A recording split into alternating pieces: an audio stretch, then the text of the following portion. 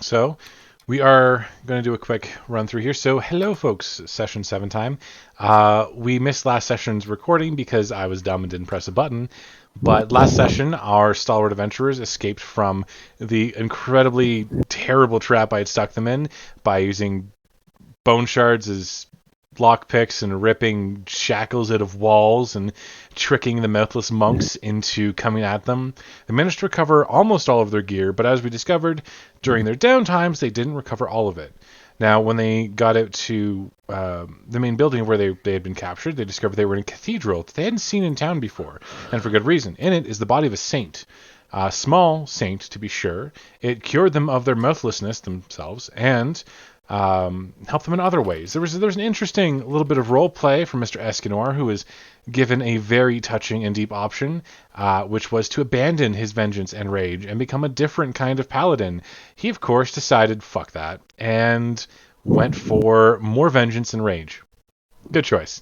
When they left the cathedral, they discovered that it was, in fact, covered in a massive illusory barrier that makes it invisible and untouchable to people who don't know exactly where to stand.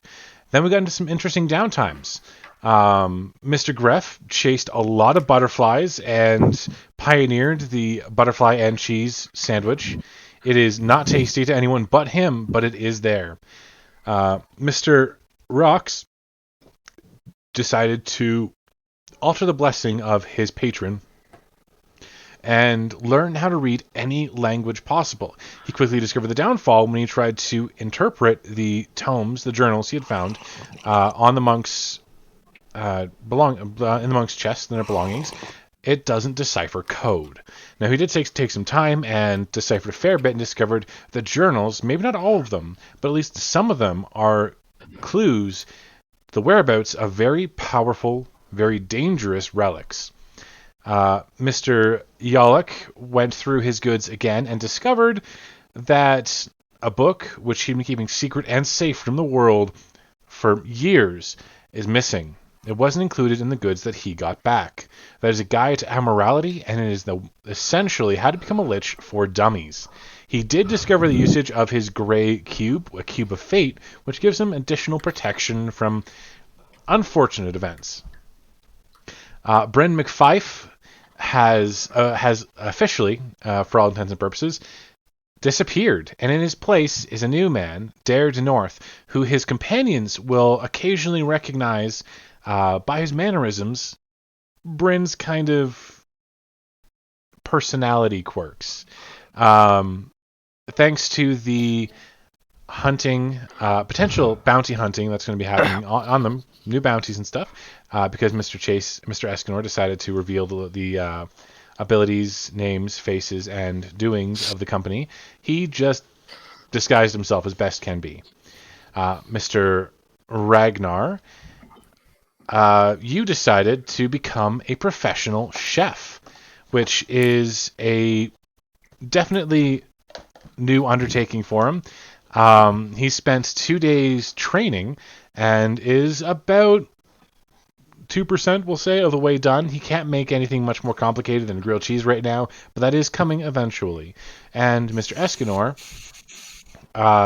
not only got a brand new tattoo of his holy symbol, which will allow him to use a lot of his spells without the need to hold on to a holy item, he also attuned with his shield and learned a little bit about what it can do.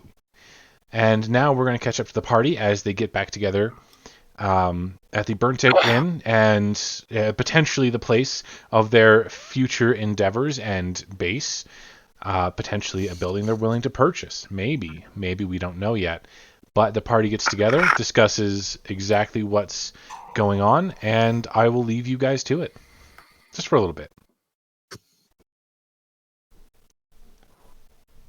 So we're all together now? Yeah. We're all coming from different angles on a shadowy... Is it morning or night?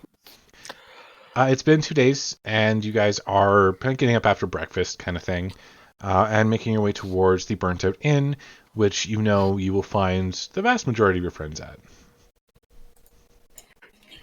Can I stop? I'm offering everybody butterfly and cheese sandwiches. I will take one and give it a try. So will I. I will take one, rip it in half, put half of it in my pocket, to take a bite. Okay. I am not going to try that. That's entirely fair. It tastes like dust and mold. You're pretty sure the cheese he used isn't new. But it's really powdery and odd. It's definitely not disgusting, but it's not on your I will eat again list. That's for sure. Might not even be cheese. Or at least not the kind of cheese that's usually edible. Good. That was tasty, Graph. Keep at it. Yum. Eskimo, you were gonna say something? Can I check the bounties? You take a little time and meander before you get to the place. No new bounties have been issued. Okay, that's concerning.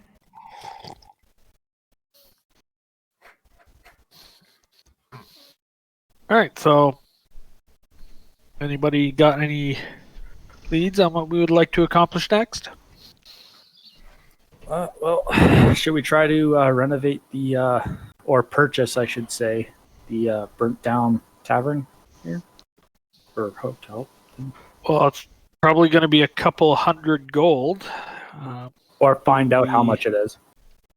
Yeah, we could do that. Try to see if we can swindle it down since it's burnt. Probably requires a lot of work too. Or to fix that.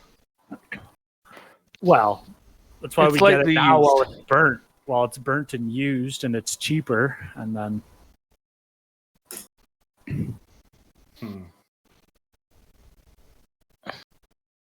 So there's always a possibility. These guys know that it's Bryn, right? Yes, they do know Okay, it's like cool. you would have told them that it's you, and to no longer refer to you as Bryn, but to refer to you as Dare. Yeah. Okay.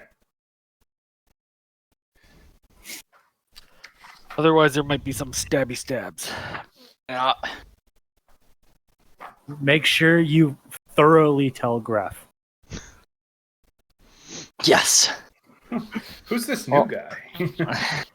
I'm also going to let everyone know that I did not receive all of my possessions back, and if we end up going back in there, I am going to find what was taken from me.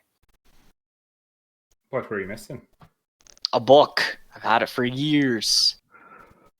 Very special, very close and dear to my heart. You know where it is? No, I had it. We were chained to a wall, and with our possessions, it was not there. You want to go back and take a look? Maybe you missed it? We also have to try and figure out how to get in there. Yeah, if we can figure out a way back in, and once we actually figure out how to get into these, when we do go back, I will be looking for it. So, but it is Books missing. are stupid. No pictures. Not every book has no pictures, Graph.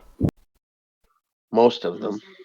In point of fact, A Guide to Amorality has many pictures, diagrams included. Remember, but we this don't one's know for that. dummies. We don't know what book is missing. Nope. So, I mean, we can go back. We could try looking. I mean, there is a wizard in town. He might have it. He did Do you want to test? cast a spell on me. Do you want to test going to the wizard where we were captured and taken into the city? He might be involved in this. Oh, I mean, it would be a wizard by himself is dangerous, but with the 5 of us, shouldn't be too bad. Well, he just has Send to me to the save wizard. us I'll a have little. words with him. There's also Like sexiness. we could, but we should probably tread carefully on it, because if we don't, he can just easily call guards, and then we'd just be surrounded. Yeah, I mean, if you're worried about having the bounty out, going to a guy who can just call guards, probably not great. Well, No, I'll just no, point. just word it. We should word it carefully if we go and see him. Like, we don't want to straight up say, "Yeah, we were in a prison in a magic field here." We could say we stumbled upon this thing, and we would like to check it out. I just want to point out that I know this might seem common, but anybody in this town can call guards. I mean, True. Us just walking around for the last 2 days, the guard should have shown up. What's our objective though? Going to see this guy? We're looking for a book, aren't we? We're just looking to go back in. I don't know. We're just discussing. Figuring out. Yoluk That is place missing a scares book. me. What book are we looking for? It's Like, what's the book name of Paul's it? missing. What's Yeah, the book that name he of was this book? missing.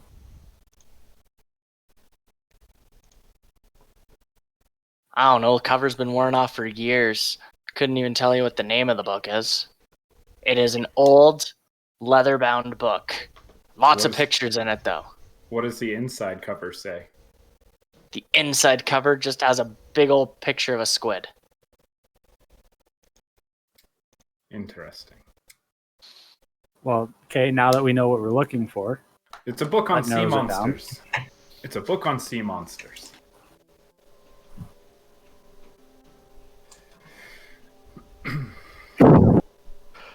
Or that's one thing we can do, or we could, Well, we should also go and see if we can purchase that land. See what they're gonna charge us for something like that. Yeah, see what the Could do going that rate too. is. Anyways, See what the going rate of a burnt down building is in this neck Or of the we woods. we can go back and investigate the cathedral that's hidden from everybody. we could actually go down that secret tunnel that's in the basement. Could go down the secret tunnel that's in the basement of this burnt down establishment. Well, we could split up into groups of 3, and one try to investigate see if they can figure out the cathedral, and the other one can find out what the price is for the burnt down place, so that we can investigate it without anybody. I mean, keep in mind when we open that front door to the cathedral, it Was kind alarmed. of was very alarmed.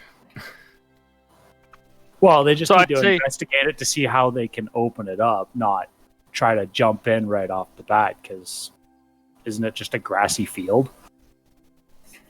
Yeah. So they I mean- just need to investigate on how to get in. Could do that. There's also Or at another least- place like that I Well, found. then you could also go there too. I say let's go to the tunnels. Well, that we would do that as a group. Also, I can see magic. I don't know if that means anything to you guys. What do you mean you can see magic? I can sense magical stuff around me. And I can tell what kind of school it is from. So if we go to any of these places, I can tell you if it's magical or not. Even your items. If you pick them up, I can tell you if they're magical or not. Good to know. Yep. So I'm not saying that I can tell you exactly where it is, but I might be able to see an outline of a building, maybe. I have danger sense, so I can see if things are going to go wrong. I mean, that's mostly for obvious traps and stuff. Like, oh, that's a pitfall. I'm gonna avoid that. But yeah, I think Or- most of us have that as well. It's called common sense. in barbarians, it's very Yeah, heightened. Immediate doesn't have threats. that. Yeah, immediate Yeah, threats are like similar. spider senses. Well, my spider sense is tingling. Alright. I could see invisible spiders. Ooh. So do we want to go into groups of 3, or just all go to one of the 2 areas? And I'd say No, we all it's- go to one area. I wouldn't split. Yeah, let's go and see how much this building is, and then we can go Yeah. somewhere else from there. Because this should be a relatively short trip. And before we get sucked into a massive battle. Again. Yeah. Yeah, let's go see what purchasing that would entail. So you'd say that'd be in the town hall? That would be the town I'm hall, not gonna lie, definitely. Devin, I'm not gonna lie, you definitely threw me off when you started playing music through Roll20. Mm. I was searching through everything trying to figure out where this was coming from. I finally went not into like the gonna lie, master I thought it volume was and I'm like, okay, it's from Roll20. I wanted to add a little Yeah. something, you know? Oh, it was good, but it definitely threw me right off. All Okay. right. Let's head to the town hall. Sweet. Okay. So as you guys head towards the town hall, you can definitely tell which building it is. You can see that there are 4 distinct symbols kind of on the town hall itself, representing the 4 major families in the area, and kind of like these the heavy symbols. There's the W of the Wycliffe, right? There's the M of the family of St. Margrive, or the Margrives who believe they're related to St. Margrive. There's a weird sort of sparrow looking thing. You haven't heard of that family yet. And there's also a ram's head set to the side. As you step up into the town hall itself, it is this magnificent edifice made entirely of stone, no wood whatsoever. And it looks very neo-Gothic. It has like this pointed roofs with tall structures. And as you kind of head inside open the doors, which are double doors that swing inwards, you see this like kind of foyer room with the end. There are no steps going up, just this large open room that has a desk and then 2 doors offset behind the desk. At the desk is a fairly unusual creature, one you aren't too familiar with. It is a very large turtle sitting there writing with a quill. Kind of looks up, takes a moment to process that there are people here, and nods. Hi. Hi. We're inquiring about how to purchase a building or property in Touchstone. Okay. He slowly turns to the side and pulls out this like sheaf of papers and smacks it down in front of him with a heavy bang. Are you residents of Touchstone? Not exactly yet. We haven't bought a place yet. I see. Were any of you born here? No. Have you filed papers for immigration? I have not seen papers for immigration. Nods very sagely, pulls out another sheaf of papers, this one much thinner. He looks at all of you. He puts it down to the side. He pulls out a bunch of blank papers, holds his right hand over the stack of papers to one side, or the sheaf of paper, and the other one over the like stack of blank pages. You can hear him muttering under his breath in a language you're not quite familiar with. It sounds like bubbling streams. And then as he kind of lifts both hands, you can see that the blank paper is now filled with writing. Calmly goes over, separates it out into 6 piles, and pushes it towards you. You will need a reference from one citizen in good standing and these forms. Please. Interesting. Is there... What citizen would you say is in the best standing? Oh, any noble family will do. Any owner of a business, inn, blacksmith, shop, any person of repute. The local magistrate would know more. He kind of grins a little bit. He seems to be a fairly friendly fellow. Hey, guy, what's your name? Oh, how nice. Not many bother to ask. I am. And he starts spewing out this list, burbling and bubbles and things. But you may call me Protea. Protea. Nice to meet you, Protea. Nice to meet you too. Are I you somebody of repute? Are you in good standing? I suppose that would be an assumption, but alas, I am just a normal citizen. So, just for clarification, do we need to get like their signature? Do they need like a seal on this? You would And do they have to sign Need- every one of ours or just one? you would each need a ringing endorsement, officially written as to why you have been endorsed, and a signature verified by the magistrate. Interesting. What if the building we wanted to buy was a bar? And what if that bar, per se, was burnt to the ground? You are referencing the recent disaster, yes? That's correct. Or madam. I see.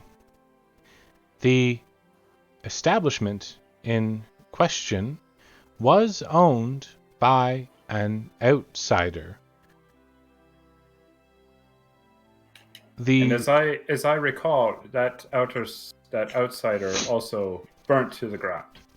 Yes, most unfortunate. The land defaults back to the Wycliffes, from whom it was originally purchased. Oh, lucky Wycliffes. Interesting. If you do seek to purchase it, I would recommend visiting the town library, where you may learn of its original cost. Question: Good point. what would happen if the original owner was not dead? Then he or she would need to produce themselves under scrutiny, and a new deed would be issued. And what exactly is it you do here? at this- I book appointments with local nobles. Namely, I intercede on behalf of villagers with the noblemen. And do you have a second job? At night, per se? No, I am kept busy here. What? Fair enough. I mean, I've got all the information I need. I've got all this paperwork. I've got a place to go, place to look at.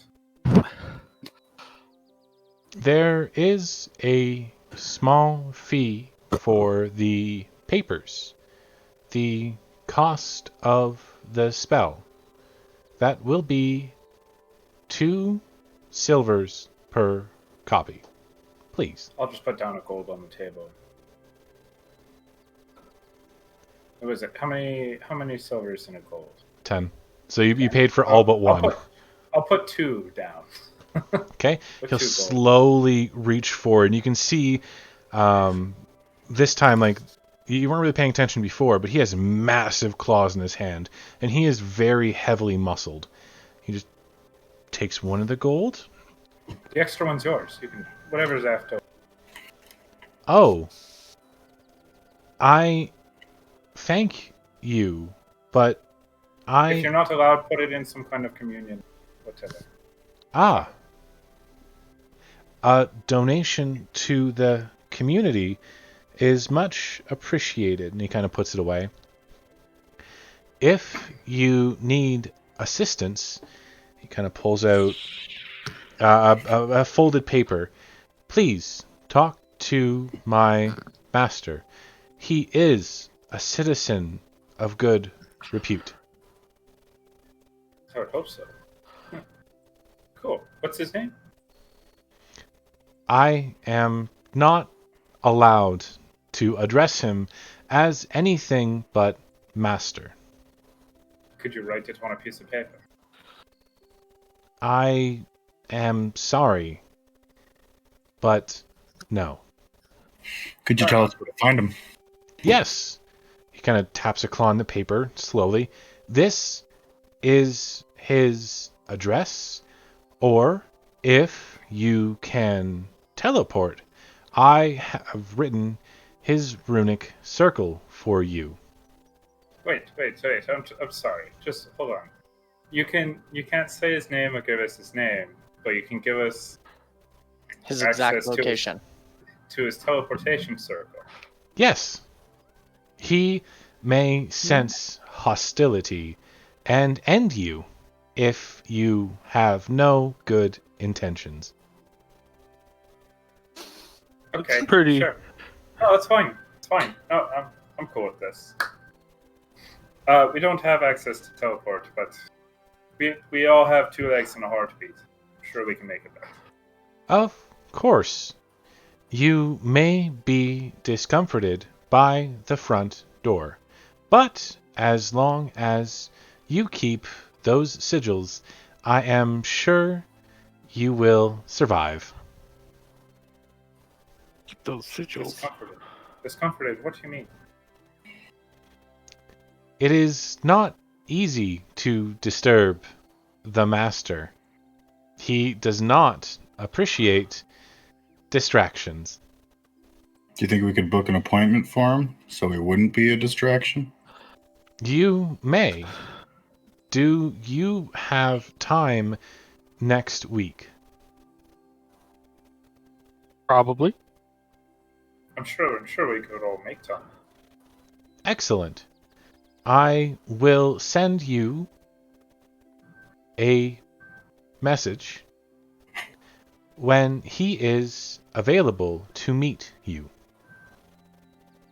I require a name and a single drop of blood. Sure.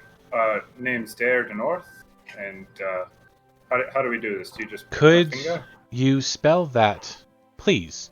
It is Like- important. Yeah. No, it's DAER Yes? DE Yes? and then North. So NORTH. I see. And yes. He holds out one claw and just waits for you to poke it. Oh, I just touch tips. Yep. His claws are incredibly sharp, and you can tell it takes a lot of control over his body to not like tear open your hand. As a single blood drop runs down his claw, he drops it onto your name, and you hear his voice ring in your head. Message accepted. I will talk to you later. Perfect. Okay, you can feel that kind of presence leave, and he's still grinning at you. He's still being very friendly. Are there other requirements of me today? I mean, I just look around. I don't think so. I don't think so.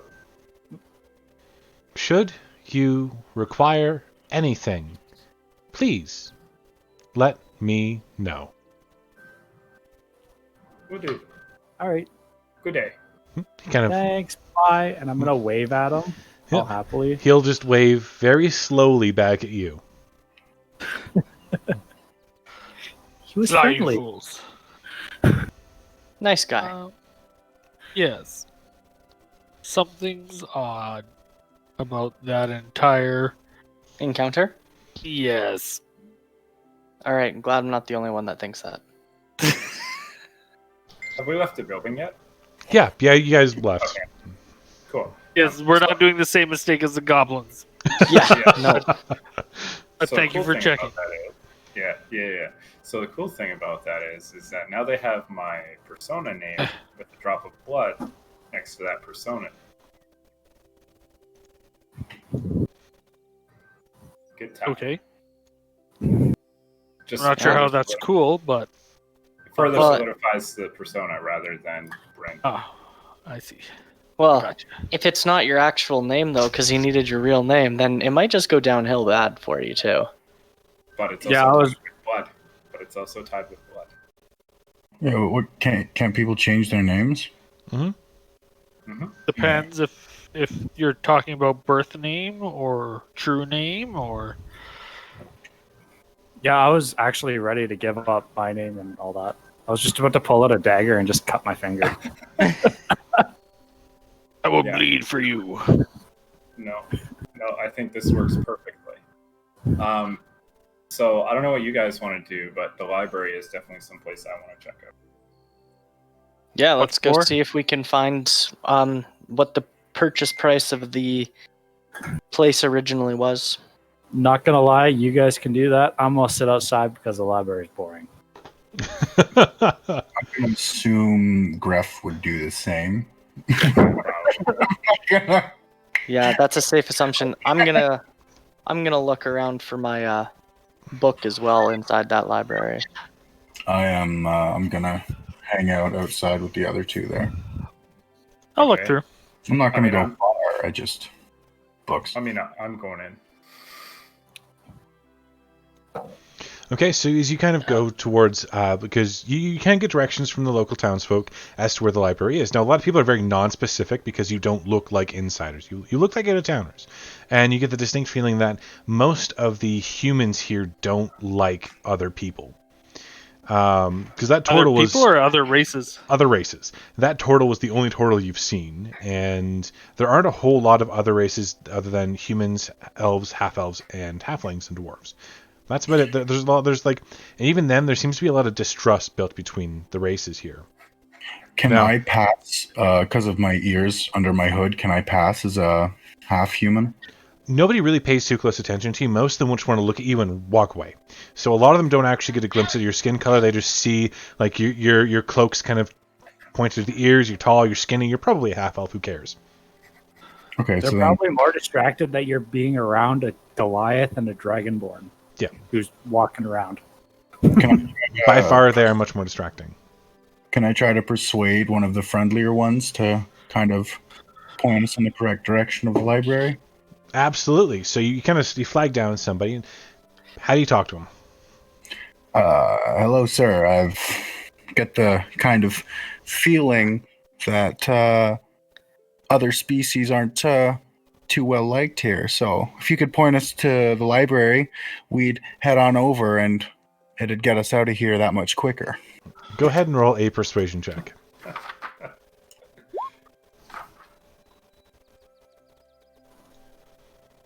He nods a little bit and goes, well, it's not like any of filthy half-bloods ever done anything for us now, is it? Straight down the main road, big building, white, has the Wycliffe symbol all over the friggin' thing. Just on the left. Just go. Nothing against you folk, but till you actually spill some blood for me, I don't think I want to talk to you anymore. And he spits on the ground and walks away. I'm just gonna say thank you, kind sir, and toss him a gold as we keep walking. All right, okay. He awkwardly catches it, takes a look at it, and puts it in his pocket while walking away. Very confused as why he's being paid gold to talk to a dirty elf.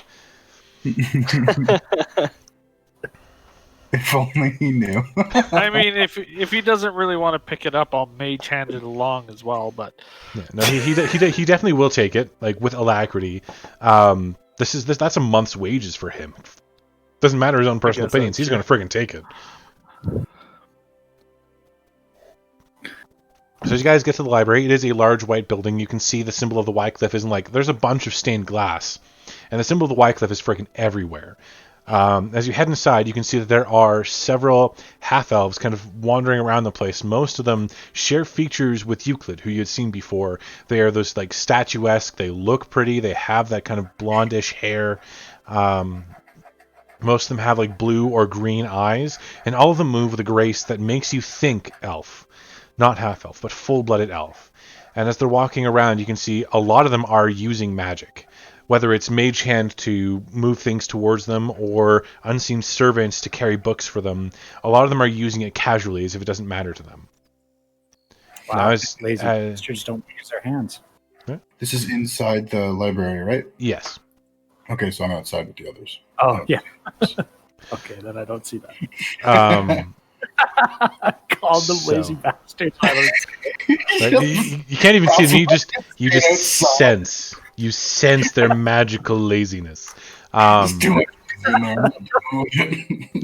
But as you come close to entering the building, you walk through the doors. There's a second set. You walk through those as well. There is a large front desk yet again that has piles and piles of books and papers and quills and ink just scattered all over the place. And behind it sits this really disheveled-looking gnome.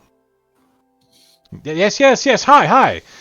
Oh, you certainly aren't Wycliffe's. How can I help you? What do you need?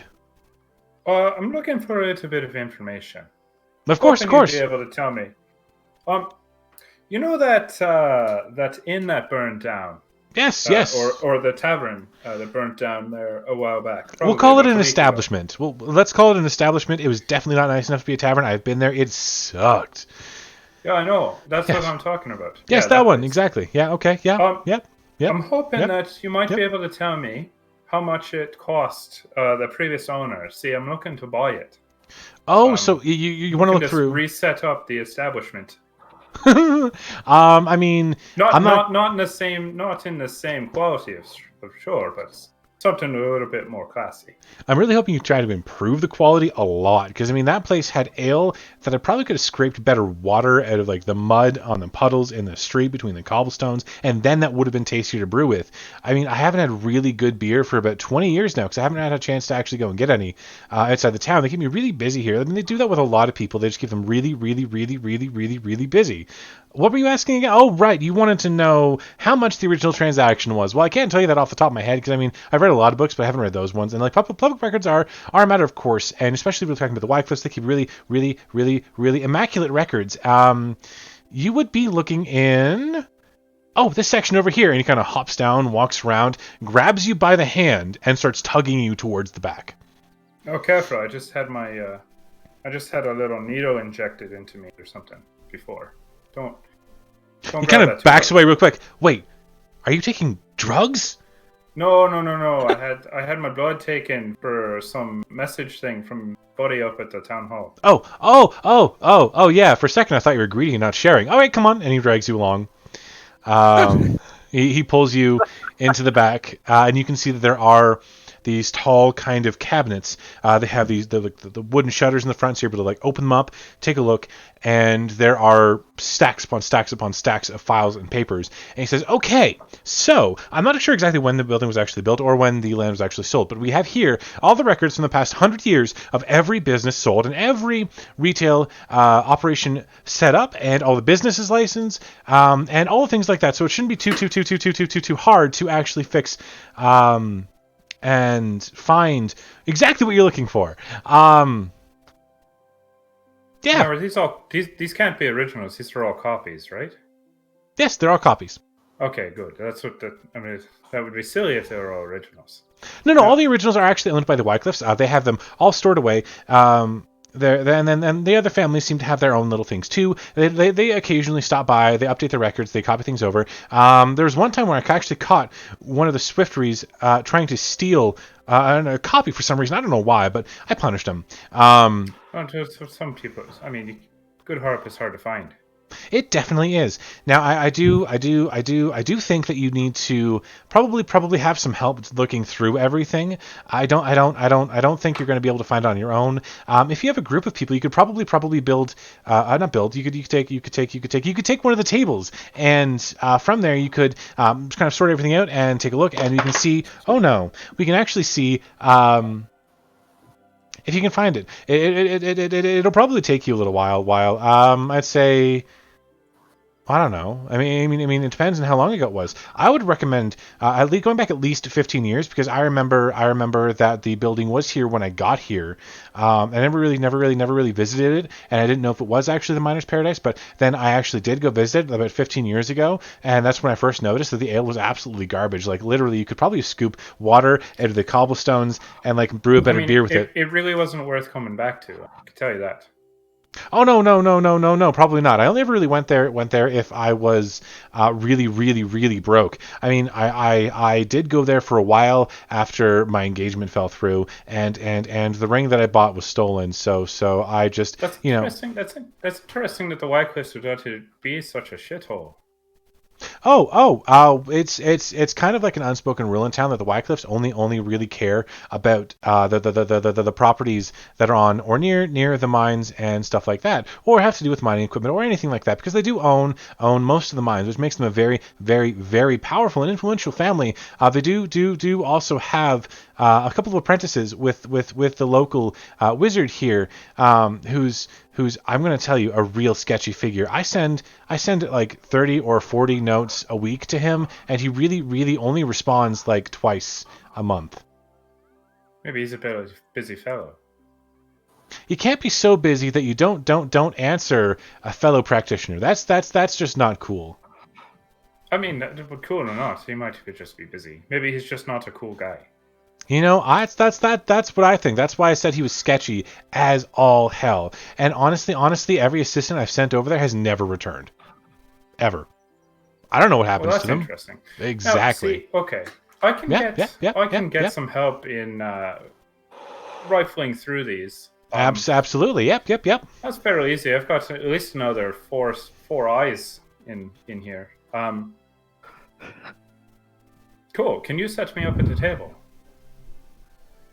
Sorry, I have to ask a question first. Is that like 4 eyes, as in, you have 2 people and each of them have 2 eyes? Or is there like some combination I'm thinking about? Like, does one of them have 1 eye and one of them have 2 and another one have 1? Or do you have 4 people with 1 eye each? Because, I mean, what are the odds of that? I really wish it was more interesting than that, but it's not. It's really just 2 people with 2 eyes. Okay. Yes, I can totally set you up with a table. Now, there is a small rental fee that you will have to pay for a table, and depending on whether or not you want your own private dimensional space, or whether you are okay working in public view, that will change the cost. Now, if you are a devoted researcher who actually wants the time and privacy that we can possibly afford at our establishment, you'll be looking at around 100 gold per day to rent your own dimensional space, of which we have 6. Now, if you were okay working in public, we could of course afford to give you a table for around 2 coppers per day. Sure. I mean, I don't mind. I'm just looking over things. It's not secret or anything. Absolutely. I will warn you that there is every single chance that some of the Wycliffes will come to disturb you once you notice that they. Well, no, I said that wrong. Once they notice that you are looking into their business. I mean, sure, that's fine. I'd like to talk to them if they do happen to come by, so I don't mind, actually. Absolutely. I will set you up, and I will try to ensure your privacy. Are there others that will be with you? Because I do need to take a roll call for people in the building in case of a fire. Sure. One of them's a furry-looking fucking guy, and then the other one's another dwarf. Are we talking furries and furbolg? No, he's a kitty-looking thing. Is he a tabaxi? I've always wanted to meet a tabaxi. I've never really met a tabaxi before. Most of them are desert just ones. Over there. Well, Where? He came inside with me, but I think he split off before I got to you. Sorry. Sorry, I get so distracted when I meet new people. Sure. Yeah. No, I'm perfectly fine being on a public table. That doesn't mind being on. Absolutely. The other people, I'm sure, will come by and find me either way. Okay. So if you could possibly provide me with a list of names once you have your party together at the front desk, then we can get going. Sure. The Tabaxi guy, his name is. Fuck man, I don't even know his first name. You know what? I'll point him out to you when he comes by. Can that be fine? That can be absolutely fine. As long as you get the entire party up to my front desk before you begin actually doing any of the work. And where was I going? Oh, and you don't just start working without telling me. We'll have no problem at all. We do have a guest book I'd like you to sign into. Sure. Yeah, go and sign in. Okay. So he grabs you by the hand again and starts pulling you towards the front. Going through, he does spot the Tabaxi and he points at him really, really happily, like giant smile on his face before he keeps tugging you along. Going to the front desk, he pulls out this big, dusty tome, and as he opens it up, you can see that there are probably 600 or 700 pages of tiny signatures before he flips open to a page. It has the month and the date on it, and he sets it down in front of you and goes, "Okay, just a signature there, please." And he hands you a quill and puts a tiny little pot of ink right next to you. I just fucking signed Dare the North. Okay, and he looks at it, takes it, he kind of pulls a bit of sand out of the ether, sprinkles it on, throws the sand away, taps it twice, and goes, "Okay, so now you just need to bring me your friends." Okay, not allowed to yell for them, am I? Yelling in a library? No, please don't. Okay, fair enough. I'll just fucking go get them. Thank you. And kind of goes back to doing what he was doing, like shuffling papers around, writing things at randomly, stacking books on stacks that are like 3 times taller than him, so he's like hopping up to put them on there. You can tell he's a hyperactive little fellow. Sure. I go and get the others and tell them to go sign in. No. I didn't tell him your name, so you can sign whatever the hell you want. Am I still with you guys? Gref, you are outside. Outside, You are okay, with- that's fair. Yeah, you're with me and Escanor. I don't necessarily want to stay here for that long. That's fine. As long as you sign in, then I can get started looking through these registries. You don't have to stay the whole fucking time. Can we just take the book? Nah, it's not like a sign out type thing. It's a registry. Look But it through could be a on the runaway file. type thing. Sorry, what was that? I said, but it could be a runaway type thing. No, I don't think that's going to go over well. I will. I'll venture up to the front and I'll sign my name down because I'm gonna take a look around for books, anyways. He's gonna, as you actually like kind of walk up to him, he's gonna look up and say, "Oh, are you a visitor? How can I help you? How can I help you?" Dare de North told me I needed to come sign something. Right, you're part of his party, and he opens up the big book, slams it down in front of you, tilts it backwards a little bit. Now you need to sign slightly indented off of his name and put an arrow between him and you, so we know that you're actually part of the same party. So if we find one of you, we can probably find the other one. He puts down, like, gives you a quill, puts down a little pot again, and he's already grabbing sand out of midair. Perfect. I sign my name, but my Y is backwards. Excellent. So he does the thing. He slams the book shut and goes, "Okay. Now, were there more of you, or do you need help in finding where your friend went to?" I did see him there. He hadn't decided if he was actually going to stay with us or not. I see. So there is another one of you. That is okay. Do you need help at all? Any help at all getting to the table that has been reserved for your party? Did you tell Dier where it is? Yes, I did. And he's actually there at the moment. Just point me in the direction and I'll see my fellow friend. Haven't you ever heard that pointing is just so rude? Let me take you. And he kind of hops down, comes around, grabs you by the hand, and starts pulling you in that direction. All right. When he leaves, I'm just gonna flip over some books on the shelf. Just flip him over, and I want to see how observant he is. Like, are you flipping books over on his table? Like the front desk kind of thing? Okay, so there are no books here. Like this isn't like a library. No, there's tons of books. There's This- bunches of bookshelves everywhere. So he's just gonna cat it and just swat one off a table. No, not SWAT. I'm just gonna go to the shelf, pull it out, turn it upside down, and put it back. Okay. It's just turning the spine upside down. Yeah. When you actually put the book in the wrong way, you receive a slight electric tingle, and the book shoots out about a centimeter. Okay, I'll just leave it. All right. So eventually, like the little guy leaves you with Dare. He says, "Have fun doing your research," and then he leaves. And I'm gonna take that cue as an exit. Okay. You can see, like, as you're leaving, you hear the, "Oh my god, a cat!" And you hear the rushing pitter-patter of feet as he's running towards the front desk right now. And even though he said no yelling, he did yell, "Oh my god, a cat." Or, "Oh my god's a cat." You manage to leave before he catches up to you, and you hear a solid thud on the back of the doors. And as you turn around, in the little bit of glass there is in that thing, the gnome has pressed himself against it, wide-eyed, staring at you. Sweet. I'm just gonna nonchalantly walk away because Okay. cool cats don't look at gnomes. It's fair. So do we hear the thud outside? Yes. It is audible, and it is like just a solid thud. Like, this guy only weighs like 30, 40 pounds, and it reverberated.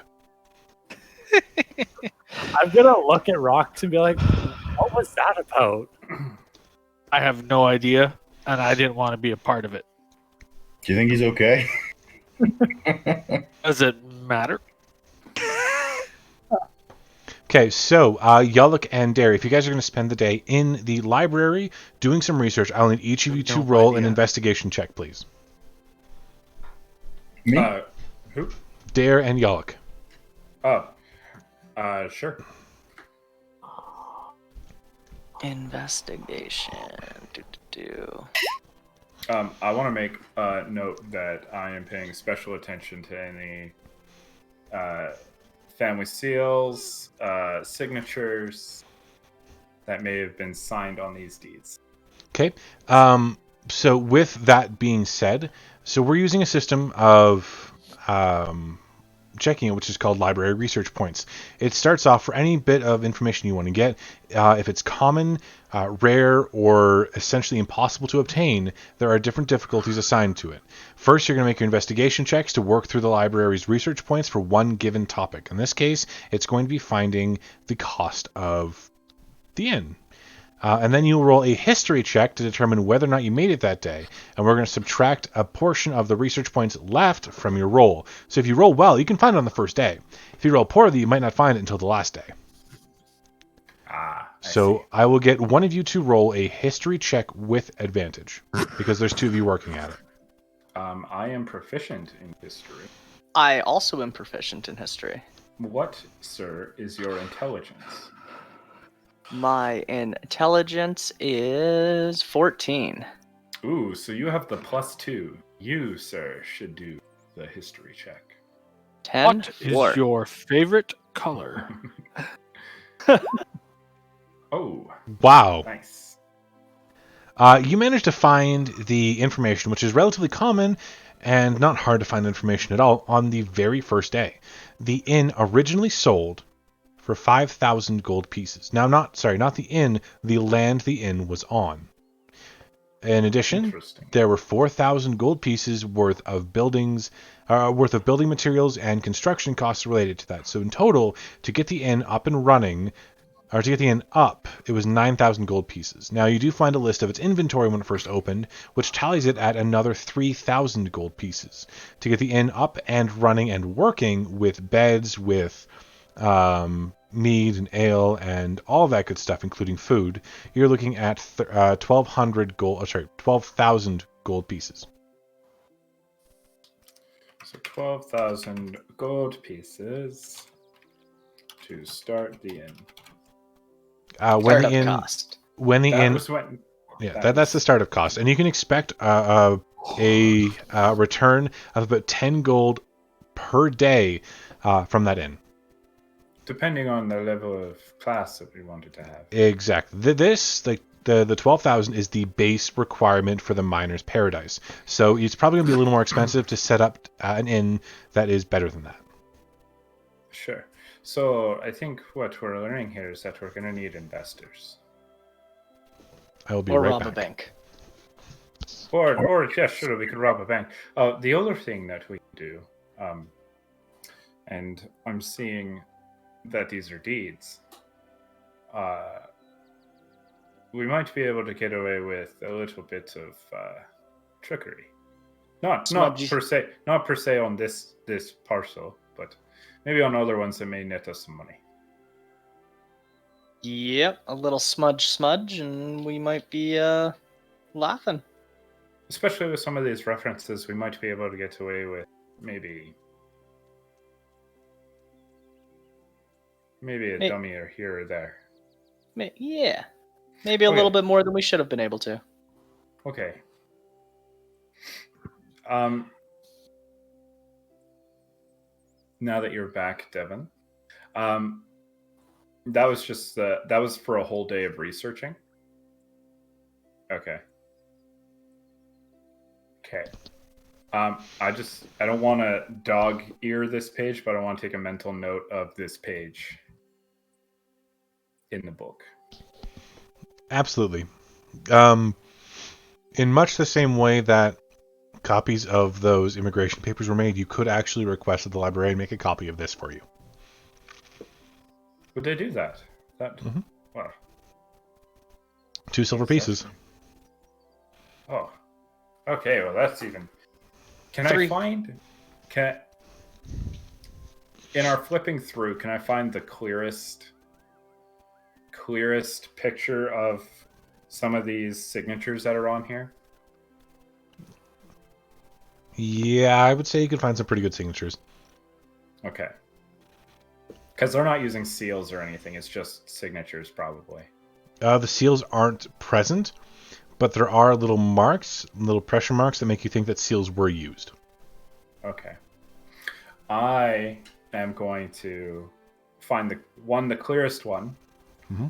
And before I go up there, I want to read it because I want to know what's on it and come up with an explanation of why I want this one too. But I also want a copy of that other deed with all that info on it. Well, that's the clearest will actually be the construction costs and stuff, and the names of the laborers included, as well as the person who's actually constructing the place. Oh, a whole list of names. I'm into that. Mm-hmm. Yeah. Cool. Yeah, I'm going to get that done up if I can. Absolutely. The little gnome, I'll spare you his tirade. He quickly just pops his hands, and you have a copy of it. 2 silver, please. 2 silver, you said? I do. Oh, cool. I'll just give you 1 gold, because gold is easier. He kind of takes it, flips it, and puts it in his pocket. Sure. Thanks. Oh, of course. I'm happy to help. And just to double check, they look exactly the same as what I just remember, right? There Yes. isn't any tomfoolery with the signature. No, it is a perfect copy. Cool. Well, I'm done here. Thanks for your help, sir. Anytime. You should totally bring the cat back so I may pet that fur. I'm going to tell you, he's not the petting type, but... That is okay. If I could convince him to come back sometime, I will. I'm sure I'll be back here. I am very sneaky. Cool. And I walk away. Okay. I honestly did not think you guys would find that on the first day. I didn't either. I had faith in my rolls. It was a good roll. If they were going to take longer, that'd be pretty boring. Us 4 sitting out there just doing nothing. Twiddling their thumbs for 5 days. Twiddling the shit out of my thumbs. But it did Pocket take land. Yalak and Derry, it did take you most of the day. So the other group, you have about 6 hours to play with. Do you guys want to sit outside the library the entire time, or do you have things you want to do on your own? For like an hour, I start wandering away. Okay. We have to get signatures on those papers. Mm-hmm. Since I'm learning how to cook, the guy who's teaching me how to cook roughly, would there be a guy teaching me? Yes, you would have to have a mentor. Would I be able to go to him for the signature to be the. Being an NPC that is currently nameless and just being used as a mentor to instruct you, I would say no. He would not be a citizen in good standing. You would, if it for a cook to be a citizen in good standing, he would have to be a family chef of one of the noblemen. I tried. I thought I'd try. Or a full building business owner kind of thing. And there are no full out bakeries here. Yeah, I thought of that while you were doing that whole thing with Yolik and Deer. So I could just throw this out there, but we do have a scroll of resurrection. And we can bypass the whole thing. Just resurrect the guy. And he could hand over the deed to us. That is true. I forgot about that. I'm just saying we could blow a massive load. And I'm fairly certain we could convince him to hand over the deed for the cost of his resurrection. I mean, that's probably true. Do you remember his name? I have it on the piece of paper. Yes. You do have the name on the paper. Oh my god. Yep, you have his signature. Devin's like, oh shit. He's like, I got him! And then it's like, no, I don't. Fuck. They got me. Okay. I'm assuming we're all talking later in the day because I already started responding. But actually, before that, Ragnar or Escanor, anything you guys want to do in the 6 hours you got of free time? Well, I'll probably run to the nearest store and I want to buy a pike or a trident. Sorry, a trident. Absolutely, it'll be standard cost. So go ahead. I'm gonna see if I can get back into the grassy knoll. Okay. I want to see if I can find a flute. You can definitely find a flute. Cool. Do you need me to get the cost for you? Yeah. I've got it here, actually. Yeah, it will be standard cost for a flute. 12 GP. 12 GP? Sorry. No, sorry, 2. Sorry, I was looking at pan flute. Cool. 2 GP. I can spend that.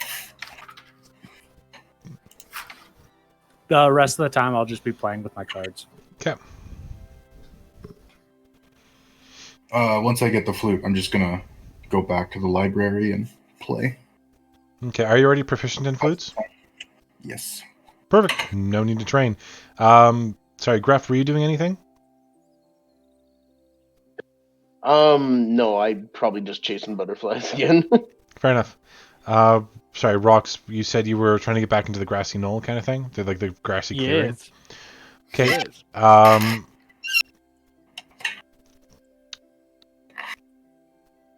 Are you trying to do it while not being noticed? Yes. Okay, I'm going to get you to roll a stealth check.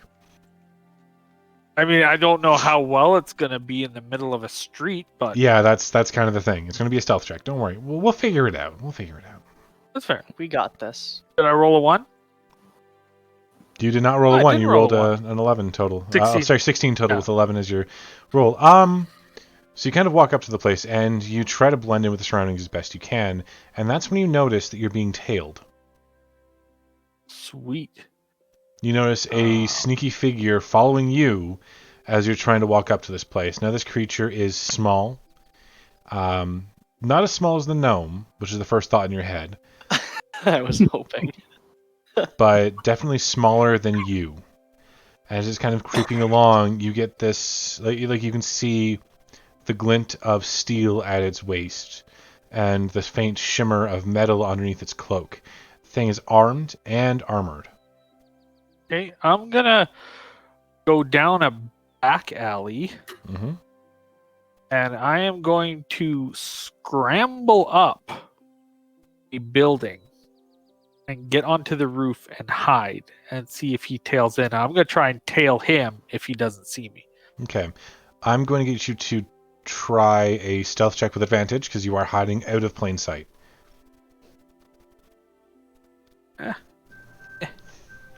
Also, that Oh no, unfortunate things. It was actually me smacking my dice in real life right off the table Oh, in the middle of that tirade. You know, that actually worked really well with what was going on. Yeah.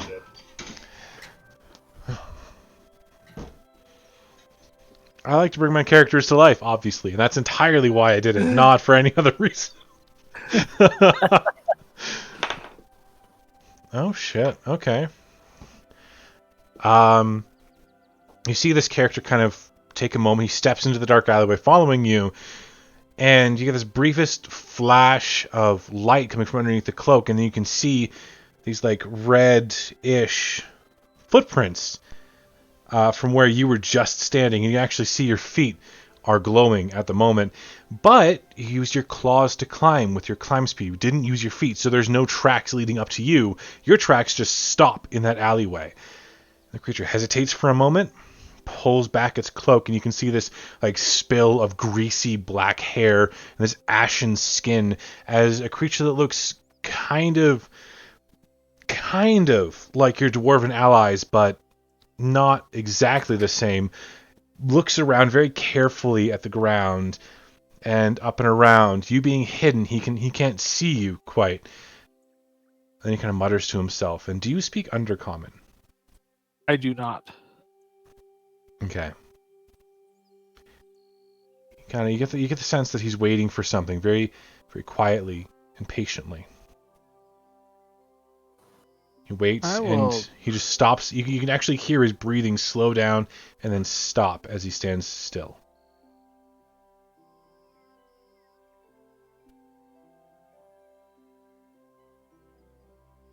And he looks around for a moment more.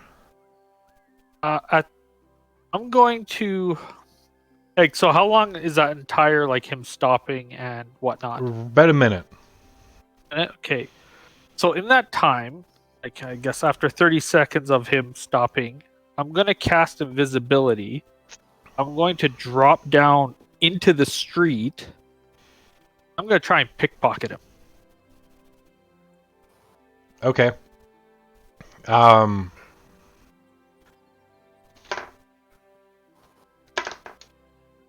going to get you to make an athletics check because you're dropping pretty far. Yep.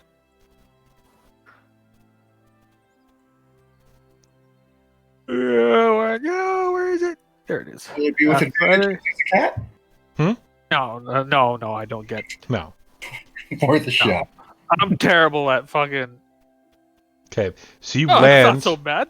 You land, and behind him in the alley, and immediately he turns towards you. He looks down, and you can see the glowing footprints there where there weren't any before. And he smiles and pulls out two big curved daggers. It says a single word, which is Savash. Sweet. So you can still try to pickpocket him if you want. I'm still going to try and pickpocket him as a... Okay, so Might as well. go ahead and roll a sleight of hand. I want his stuff. Why did it beep twice? It only went once.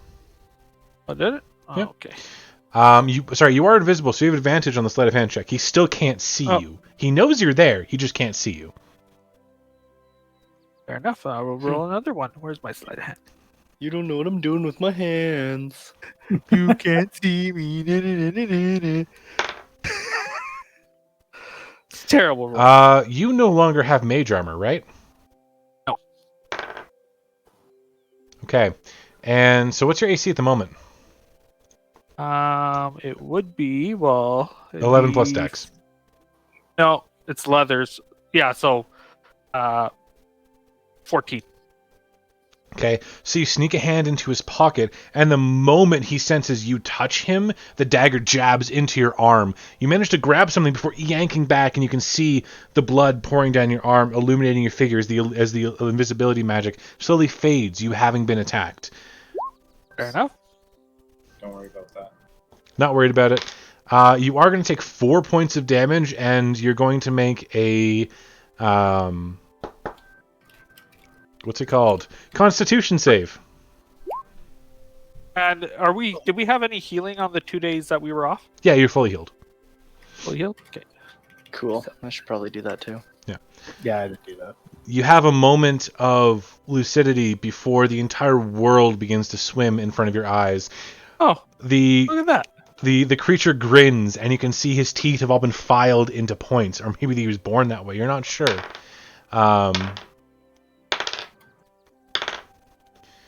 11, 14, 15, 16, 17, 18, 19. You're going to take 19 points of temp HP damage as the poison courses through your veins and begins to force you to fall asleep. I'm still not quite asleep yet. No, you can see like your blood is on his dagger, and it's actually tinging green as it interacts with the blade. He takes a moment, he licks the blood, tastes it, and spits it out again. Savash. And he points the blade at you. Sweet. Okay, it's gonna go dark.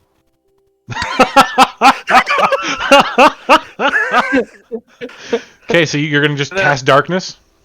Yep. Okay, And you then can- as my bonus action, I'm gonna misty step to the roof of the house.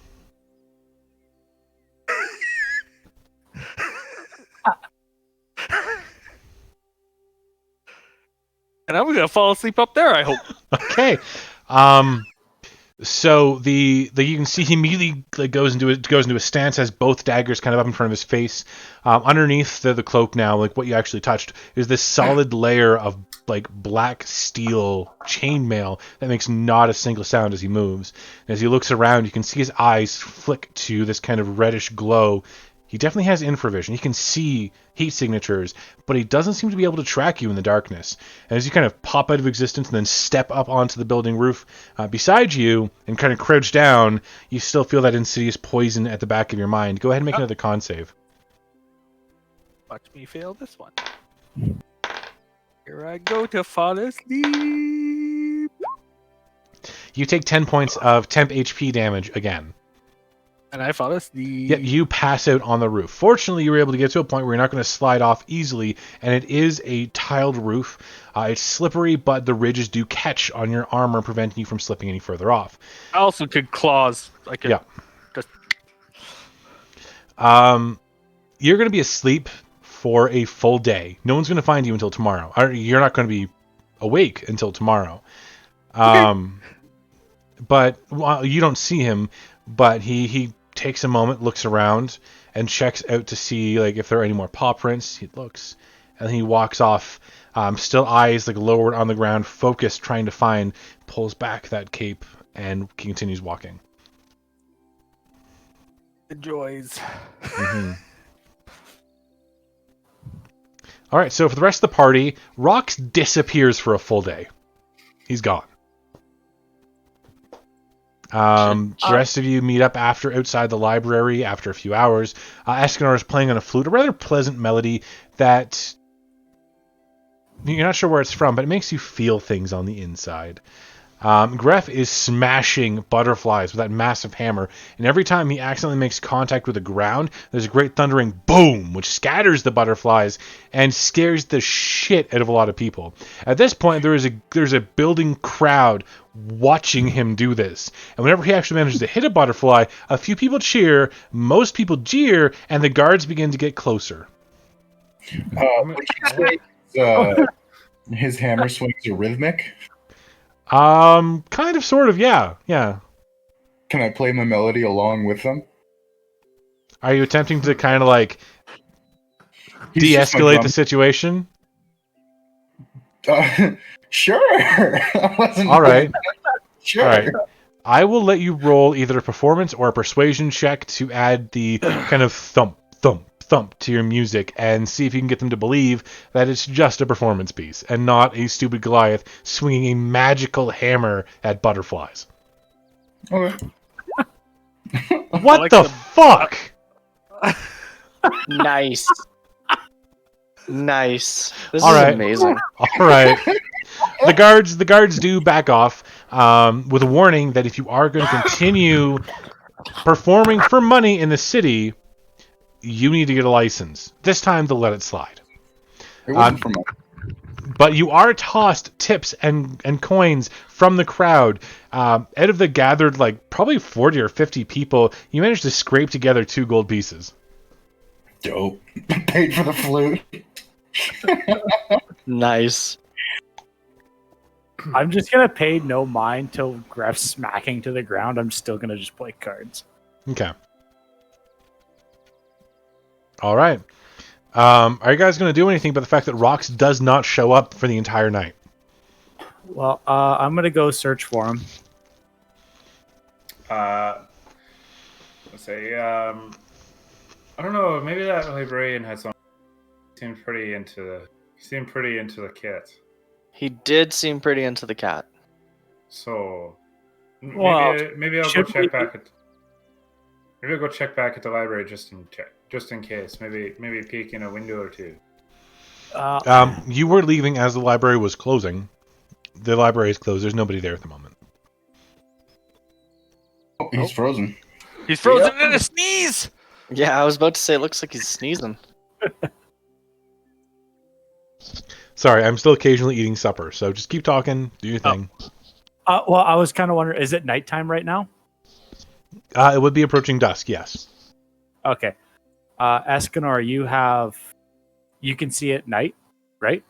Yeah. Escanor, how about we go try to find rocks outside of the library, let Yolik and Dahir do their thing, and we'll just wander together, try to find where rocks ran off to. All right. Just in case something happened, I'm going to divine sense.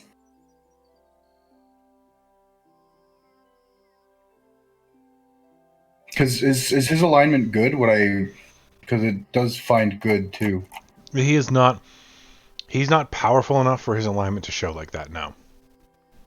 Okay. But will you link it for me? Because there might be something in there for that. Oh, whoops, that's not it. I'm going to find smite it. That would rocks. work on me. Let's divine smite them. Got him. I mean, that is one way to find him. Are you doing this? You're doing this in the streets, right? By the library? Yeah. The library is sacred ground. You get a weaker sensation from the paving stones, but the library is definitely sacred ground. Okay. The library is sacred ground. Very helpful. Yeah, no. You could help.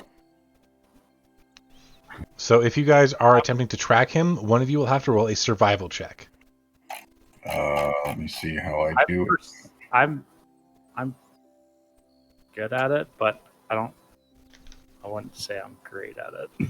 I don't have any bonuses, so. Yeah, I only have a +2, but I have 0 wisdom, so it's just +2 to it. No, that's fair. It'd probably be so. Tahir and Yolik are going over there. We are outside searching for rocks, so probably be better if I do it. If that's the case. Yep, go ahead. Griff. Ooh. Ooh.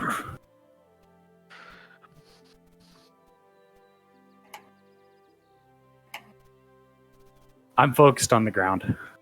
I don't see Okay. anything. Ooh, Look at it, cobblestone. You spend a fairly good chunk of your night trying to track rocks, but you can't manage to find him. You can attempt to make another check, but you risk exhaustion doing so.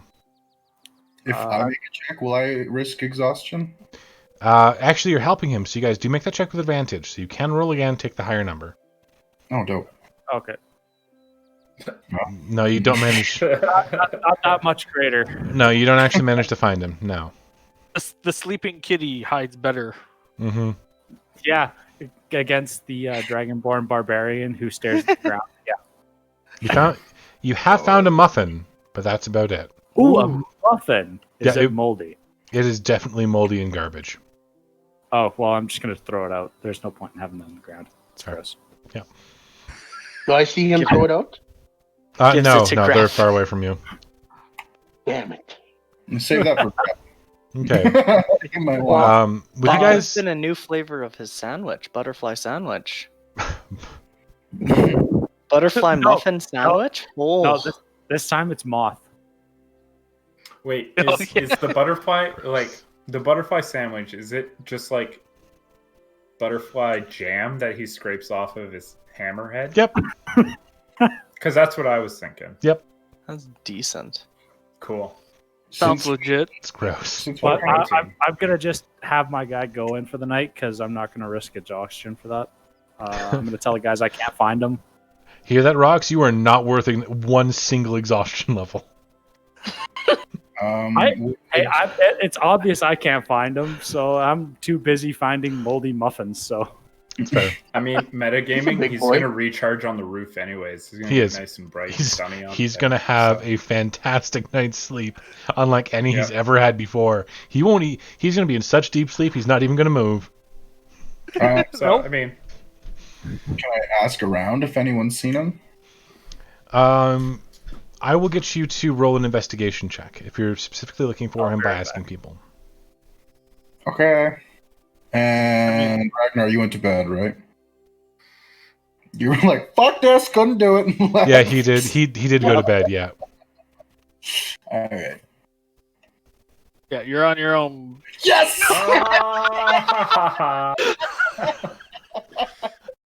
Hells to the Yaz. Stop Nice. that. Man, tonight is actually good. It's like the reverse of the other night. Yeah. Oh my god. Okay, so you do manage to ask around and you find a few things. People did see the lone tabaxi in the area moving around next to an open field that you're familiar with, and he was being followed, they think, by another character. They went into a back alley and no one's seen him since. When you go to this back alley, you find a little bit of blood spattered on the ground and kind of the faint feeling that something happened here. You're not sure what. Would fairy fire help me find his body if it was around? Like, could I cast fairy fire to see anything? If you cast Fairy Fire and he was invisible, it would light him up, yeah. Okay. Only if he's an enemy, though, right? Nope. Enemies and allies. Only if he's He's in the not- area that he hits. So I feel like he'd automatically fail the dodge. Thing is he is up on a roof, which you don't know. So you'd probably be aiming at the ground, and it's only a 20-foot radius or diameter. Yes. Yeah, you also wouldn't know that he's invisible or anything Yeah. either, though. Yeah. Well, with the blood, I might think. Yeah, you can totally do it. So you can take the moment, cast the Fairy Fire. You look around, and there are no bodies, just you here. And there's so that means okay. I guess I could try to see what happened here. Can I see? Can I follow the blood trail? There we go. The blood trail immediately stops where it was spattered. There are no extra blood drops. It's like he just vanished. Okay. Can I use my keen senses? So just perception to see if I can. To kind of take a look at the area and see if things are off. Yeah, advantage on perception, side-based check, and you can see in the dark, Cool. so there's no disadvantage. So full out advantage on it. Advantage on what is it? Perception. Perception. Roll Ooh. that. You I was look gonna say, around. Roll that nat 20. Yeah, right. You look around. You do spot signs of a kerfuffle. There are a few metal rings on the ground that you hadn't seen before that look familiar to you. You can't really place them. They remind you of something familiar, but you don't know what or where they're from. Other than that, you can't see anything else out of the ordinary. Well, I'm gonna pick up those metal rings. Mm-hmm.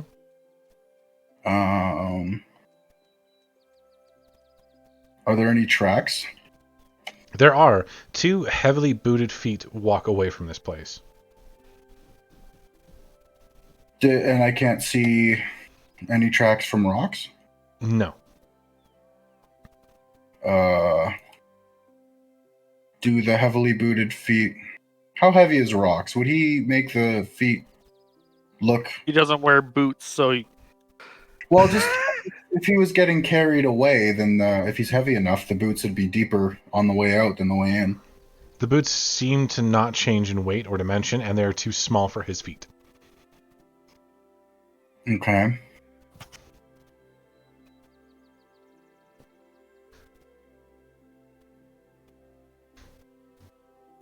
At this point, though, you have been up very long.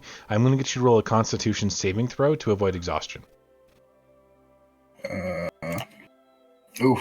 Oh, that was with advantage, but it was the first one. Yep. You will suffer from a single level of exhaustion if you don't go to bed soon. Okay. Just so you know.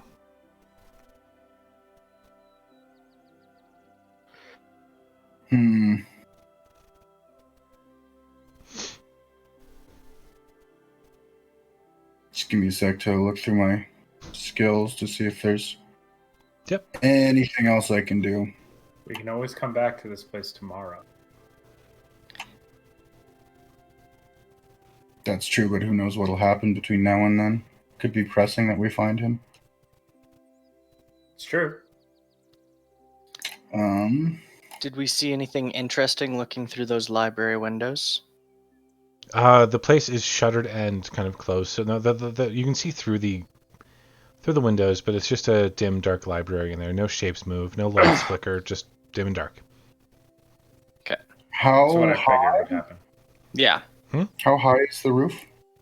The roof's about 30. It's about 20 feet straight up. Okay.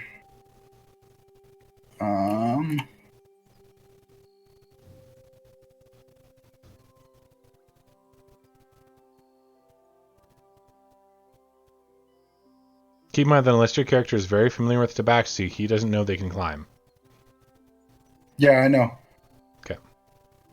And I don't think we've seen him cast Misty Step before. No, first I time. was looking at, The only time you would have seen me climb is in the prison.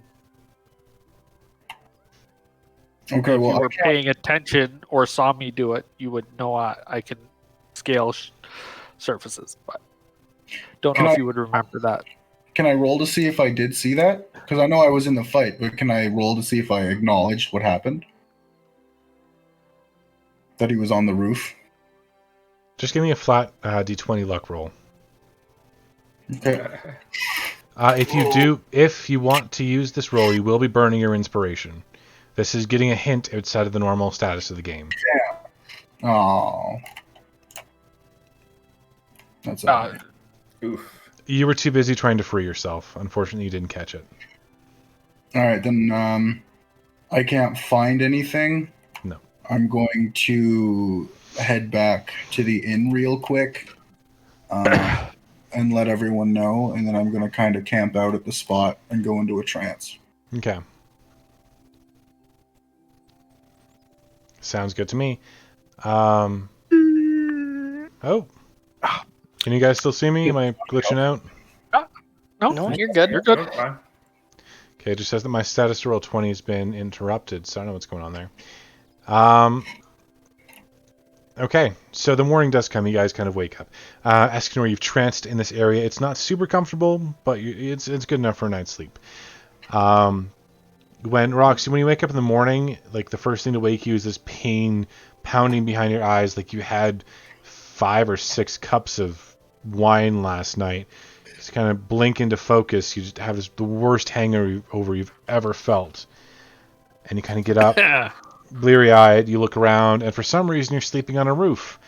And you're not sure why. It takes another minute, and the memories start coming back, and you remember that guy attacking you, and you can feel the pain of the cut on your arm. Well, first things first, I'm going to prestidigitation the cut so it's not a bloody... Actually, I'm not wearing... Well, I'm wearing leather, so I want the blood off. The blood and the dirt off me. Get off of me. Cleaned, yep. Cleaned, yes. I'll take a look and then I'm gonna perch and see if he's around before I go back to street level. You take a quick look around, and I say quick, but you take a moment to stare at every single shadow because you know this guy can track you, and he's very stealthy.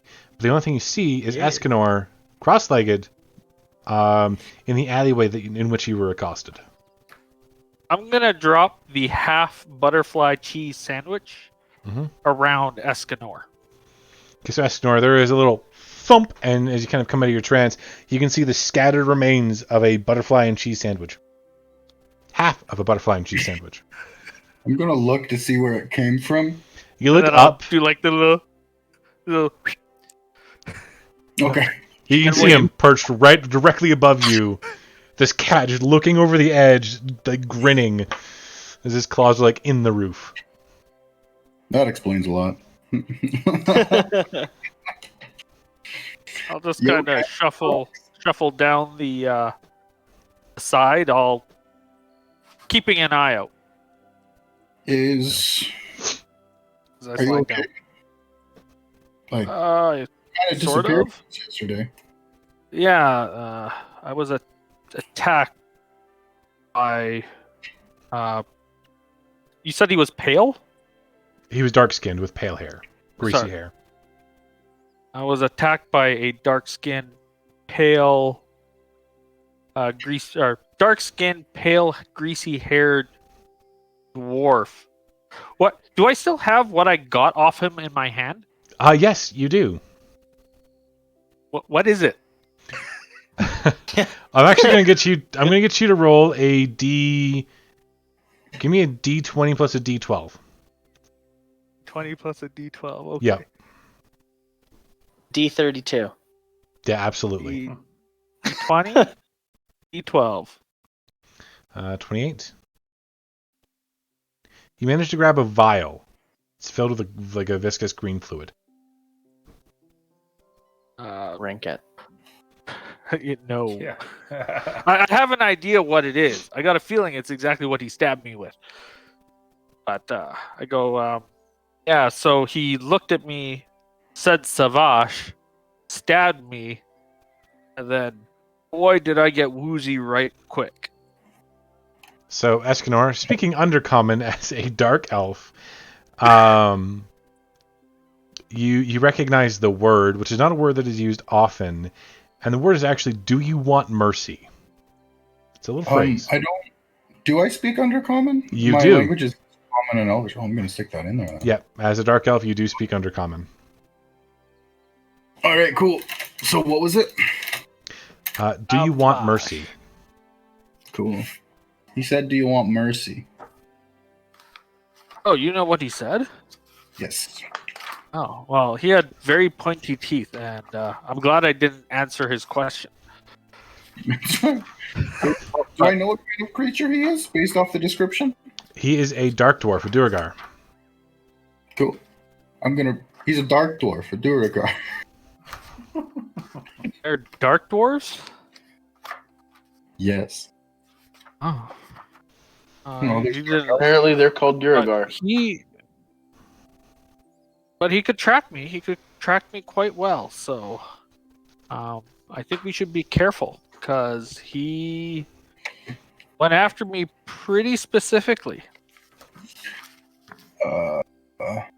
That's fair. We should probably head back to the group. Do you need any healing while I'm here, though? Not sure. 10 HP Physically- damage vanished with the rest. And you would have healed up 1 times your level. Oh, sorry. Your constitution times your level overnight. So I'm pretty sure you're fully healed. Yeah, no. I have a wicked hangover. Fair enough. Which technically, with 5 points of lay on hands, you could cure a hangover. You want me to get rid of your hangover?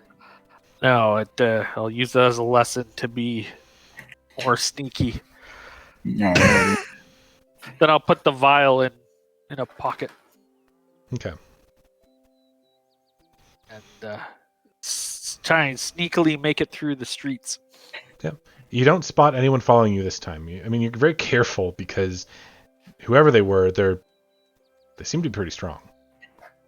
Yeah, well, yeah, poison is strong. Yep, poison is very strong. You make it back to the new inn which you guys are staying. Which I don't know if you guys ever decided on an inn, but you're at an inn right now. It's a medium costing inn either way. So you guys get together, and what do you guys want to do? So I'll Rox, relay. Where were you? Where the hell were you? I was on a roof. Ah, Oh, nice. What are Well, you doing? Cat burgers type stuff. Doing some reconnaissance, I imagine. I was taking a cat nap, Oh, not Wow. willingly, but it was a Not forced willing. cat nap. Is this So I'm like early assuming- morning or is this like midday? Like how long did he actually sleep for? He was asleep longer than any of you guys, but early morning.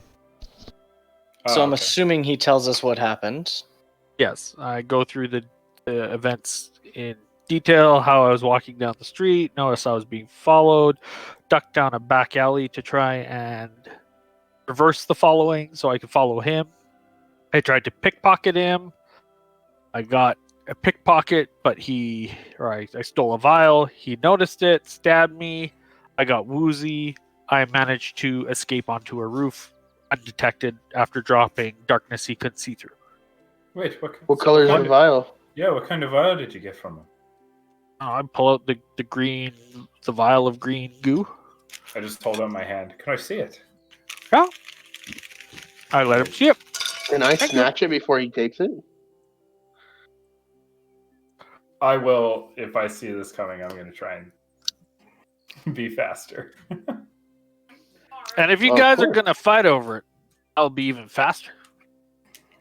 See, and while they're all bickering over this vial, I'm gonna be like, you guys maybe think we got a bounty on our heads above the bounty that's sitting at the offices? Gee, I don't know how that happened. There was a bounty at the offices? Well, there's bounties at the offices, but he went and checked, and our bounties still weren't on the page, even though we told them all our names. Why would we just automatically assume we have bounties? He told us. Yeah, he told us that. He told us that he had set our names to the people, and that we should watch out. And Also, it may not be a bounty as in like, but it may be like a contract to take these guys out. So, Yeah. wait, what's a dark dwarf? Sorry, a Durgar? Yeah, for us not, versed in dwarf. yeah, Evil dwarves. It's like a They're- dwarf, darker. Yeah, they're you've got your mountain dwarves that live in the mountain. Your dark dwarves are even deeper. And when you we think try to you- avoid them. yeah, you've got deep gnomes, you've got Durgar, you've got drow. Typically, all kind of live in the same area. Have you tried living in a single area and just being dwarves? Well, when you're getting we don't really follow all the same kind of things. So why can't you be friends? Like, what the hell? I don't know. Why don't you ask your Dragonborn friend there why you can't be friends with all the other colors? Same Some of thing. them are, yeah. I guess some of them are dicks. So Yeah, fucking right there. Called out on your BS. If we want to find this it's just a dark curious question. Yeah, well, you fuck. If we want to find this dark dwarf, I did find a pair of heavy booted feet leaving the alley that Rox was assaulted in. Well, that kind of tracks. So he's I mean, armored. I can't imagine there being too many dwarves in town. I'm fairly certain if we asked around, we'd find them pretty easily. He could be hiding too. Someone would see a midget walking down the street. Dwarves aren't midgets. They're about Hey, 5 don't feet be tall. calling me names. Oh, okay. Vertically challenged. I'm sorry. Thank you, I appreciate that. I mean, how tall are you? I'm like, Like 4 foot. I mean, rocks. Oh, I'm 5 something. Tall dwarves can be 5 something.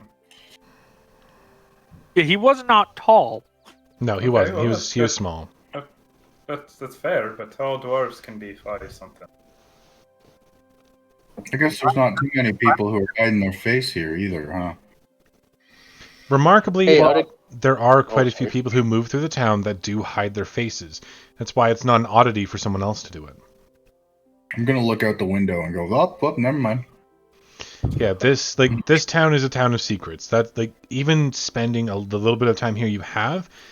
I mean, illusory cathedrals and dark dwarf assassins, entire cults that just seem to pop out of nowhere, tunnels and inns. Secrets are a way of life here.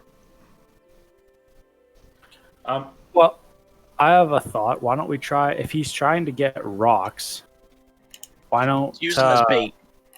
Yeah, All right. I think I know how to get them. if concealing yourself is a normal here, then if Escanor can go out and not be spotted. Yeah, I guess I have been wearing a hood the whole time, huh? Mm-hmm. Yeah, that would go the same with any of us. However, I'm pretty sure Gref and even myself would kind of stick out, me being a little scaly and him being a giant Goliath.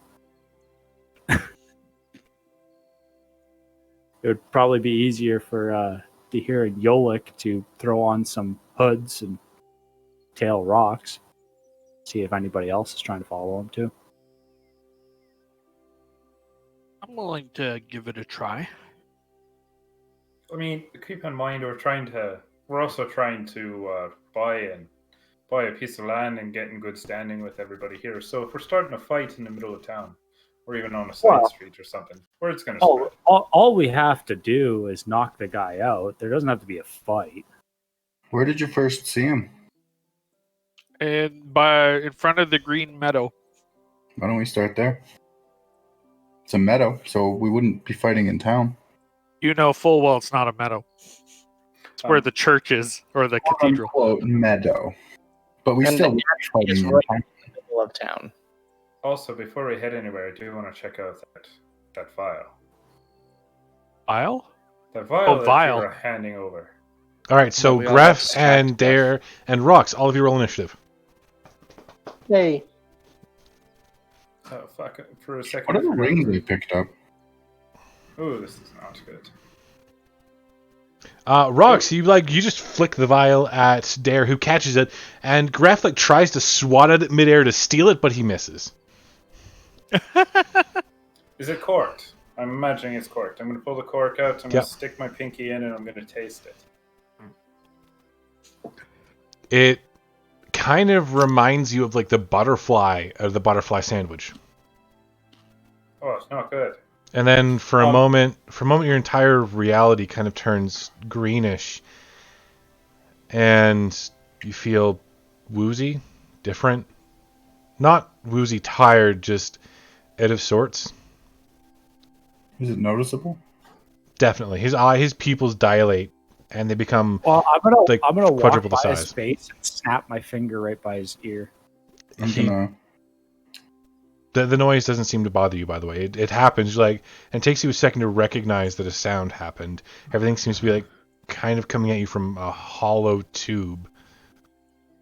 We'll lay on hands, bring him back. With 5 points, you can get rid of a poison. Yeah. Okay, I'll do that. Okay, so you walk over, you tap Do I him on the know shoulder. poison now? Definitely, yeah. Okay, then yeah. You Gonna lay your hand pop him. on his shoulder, and being a paladin of conquest, mercy is not in your nature, and so your lay on hands burns. You can feel that coursing rush of fire through your veins, and it feels like you're literally boiling from the inside, but then that wooziness disappears. Oh, fuck. The fuck did you do? Stuff. Okay. Whatever is in this is definitely probably what was in you. It's not pleasant. Yeah. Tell me about it. Where are you going to use it? I can. Okay. Probably best not to be kept or caught with this stuff. Oh, I would never get caught. Okay. Well- Hide it somewhere. If it's a drowsiness, couldn't we use it on the little dwarf that we can capture? Dwarves have a resistance to this kind of shit. That's why I wanted to try it out. Well, you almost fell asleep from it. Should be pretty useful against him. Yeah, maybe. Yeah. Someone can All hit we him have with it. all we have to do is splash it in his face. Maybe some gets in his mouth. It's Even a if he's drowsy a little small vial. It is not a big one. Yeah.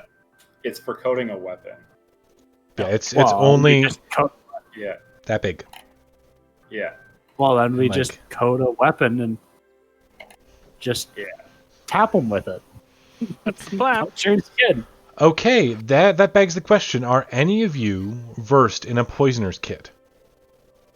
Nope. Because if you attempt to poison a weapon with no proficiency, you will probably poison yourself. Nice. Even me as a rogue, I don't think I have a poisoner's kit. Well, maybe I do. Haha. I have a plan. Could we try to So shove him I have in- a question. Is Mage Hand immune to poison? Yes, it is not a living Perfect. construct. Are you going to shove it in his mouth? No. I'll just put my yeah. weapon down. I'll have Mage Hand do it, and I'll pick the weapon up. And Okay. Forgets which side of the weapon he puts it on. Poisons himself. So the second you time you over. place your blade down. You get the no, mage no, hand. because I have to do it during combat. Yeah. Because it only lasts for so long. So what if you did it while one of us had our weapons drawn and off to the side so that we wouldn't get hit by the poison, and then you just pour it on our blades, and then we Go down onto your hand and stuff like that. You Wow, could we put it def- on like a bolt, like a crossbow bolt or something. Too. something Oddly that enough, we're I not- can conjure that. Which, Something speaking of, you can conjure a crossbow.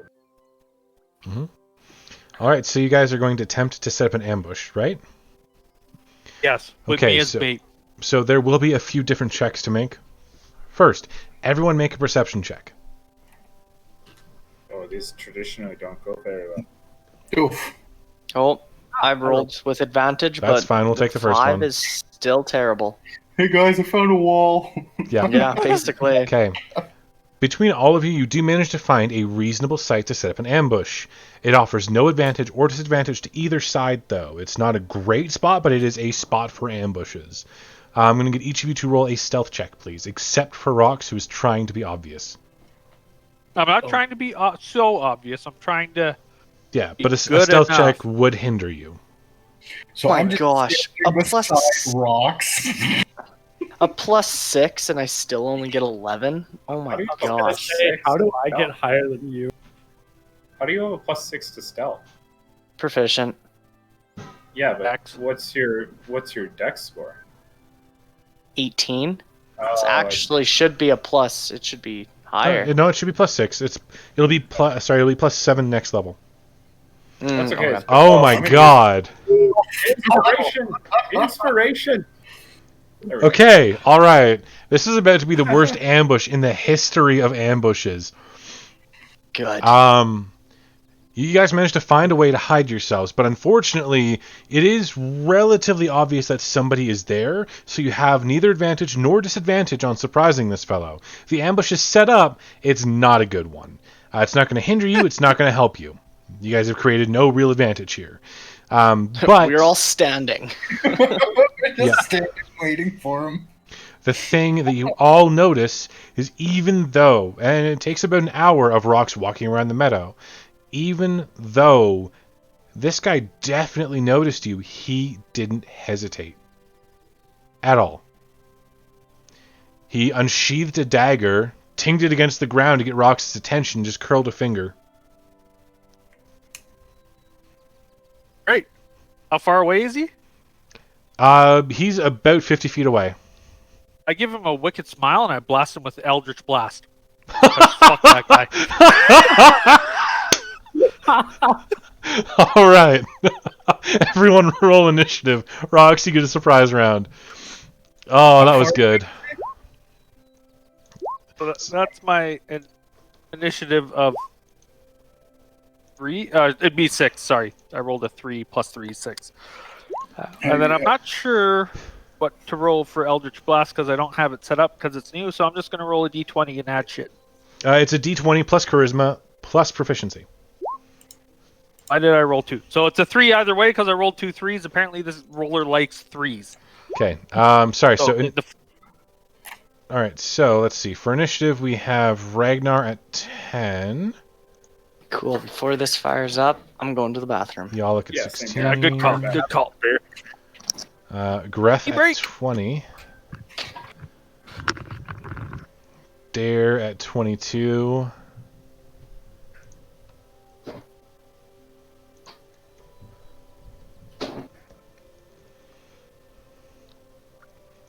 Escanor at 18. And our Durgar friend. Oh no. Oh, I heard an "oh no" right when I came back. Don't worry about it. So out of curiosity, does my 14 at least make me somewhat invisible? No. It's a group pass or fail. So I take the successes, the neutrals, and the fails on the group, part of the group to set up a trap. You guys do not do well. Damn it! Of course, right when I roll semi decent on a stealth. Of course, my guy's not a stealth guy. No, he's not. All right. You guys excited for the first combat of the night? Right? That took quite a while. But granted, we did a lot of research, roaming around, figuring shit out. I don't know if you know this, Devin, but I multi-classed into a fighter. If that helps you at all. I did not, but congrats. So when I do my fighting style, since that's the first level, I did the dueling. So it adds +2 to my damage rolls. As long as I'm not having any other weapon in my other hand. Sorry about that, Devin. I also want to say for my movement action, I take 15 feet back.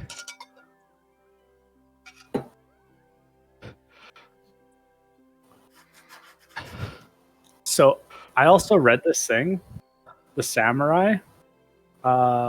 It's funny. It's level 3. It allows me to take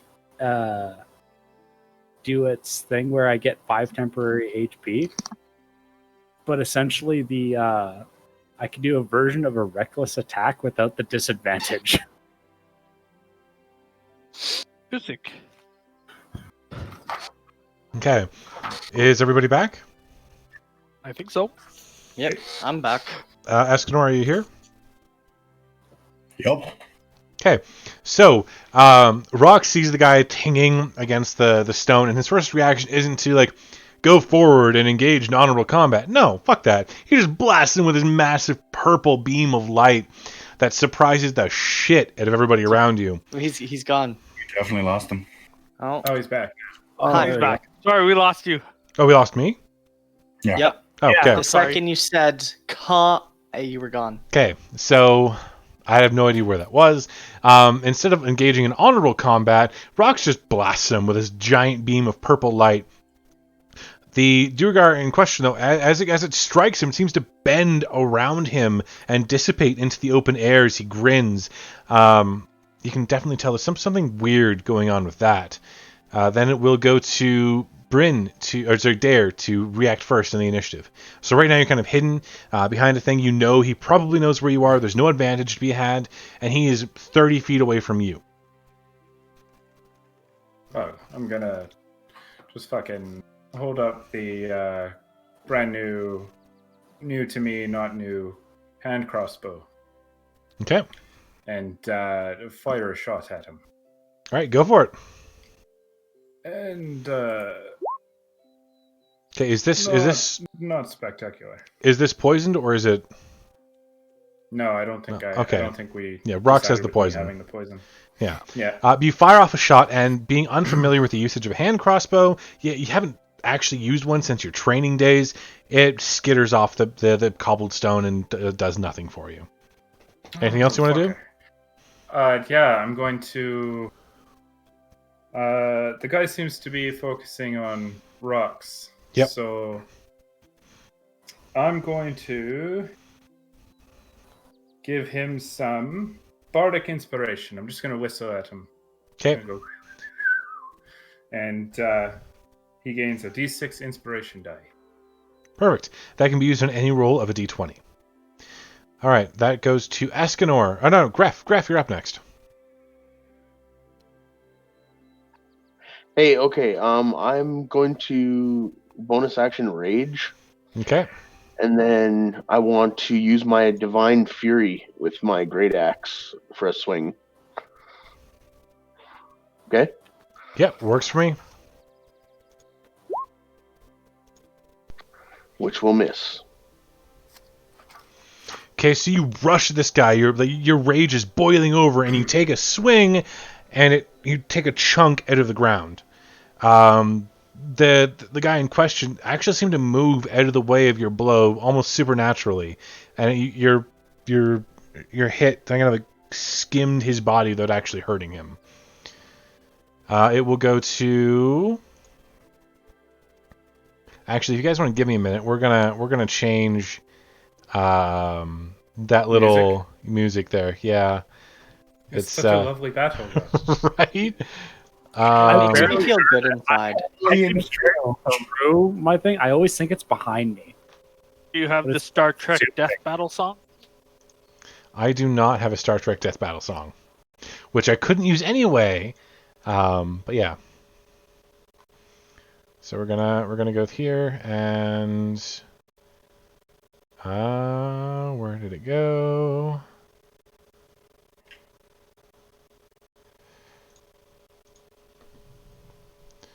Okay.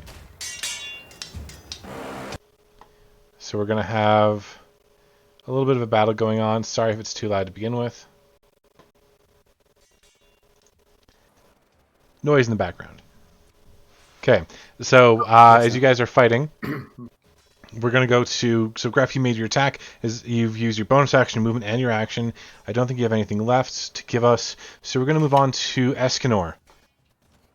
I'm going to use a bonus action. He's 30 feet away, right? He is. Okay, I'm going to use a bonus action to compel the duel. That is a wisdom save on my part, is it not? Yes.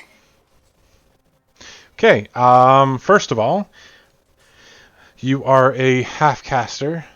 Okay.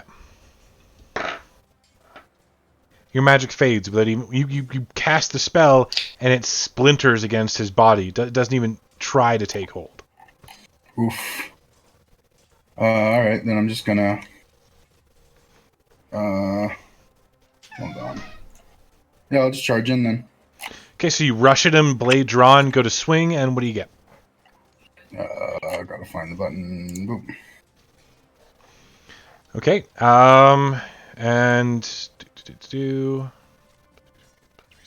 you swing at him, and the blade actually catches him in the flat of the back, and you can see that as it rips through the cloth, it stops against the plate or against the chainmail underneath, not letting you get a decent swing in on him. It does seem to do a little bit of damage, but not exactly as much as you were hoping. Cool. Okay. Whoops. Don't worry about that. Yep, not worrying. I'm super worried. I'm sweating. Okay. So we're going to go to... Yalik, you're up next. I'm assuming I'm also about 30 feet away. Yep, you guys set up the ambush so you could all get in within like melee range pretty quick. Perfect. So I got a 35 walk or 35 speed. Would I be able to get some flanking? Not quite able to flank. No, you're able to get beside him, but not flanking him. Okay. We're gonna go. Okay. And everybody else seems to just be attacking this dude so far, right? Correct, yeah. Yes. I mean, I started it. Yeah, you did.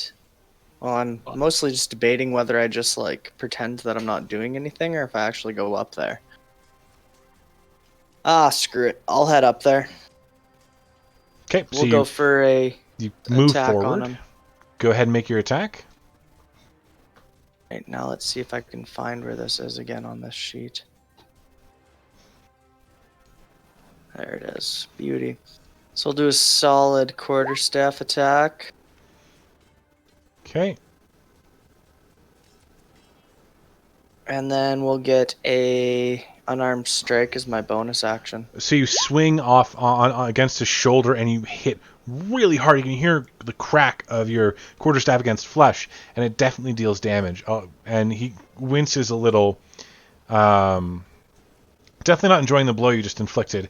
And then you just punch him directly in the face afterwards. You can hear like a resounding thunk as his skull, harder than your fist, hurts you too.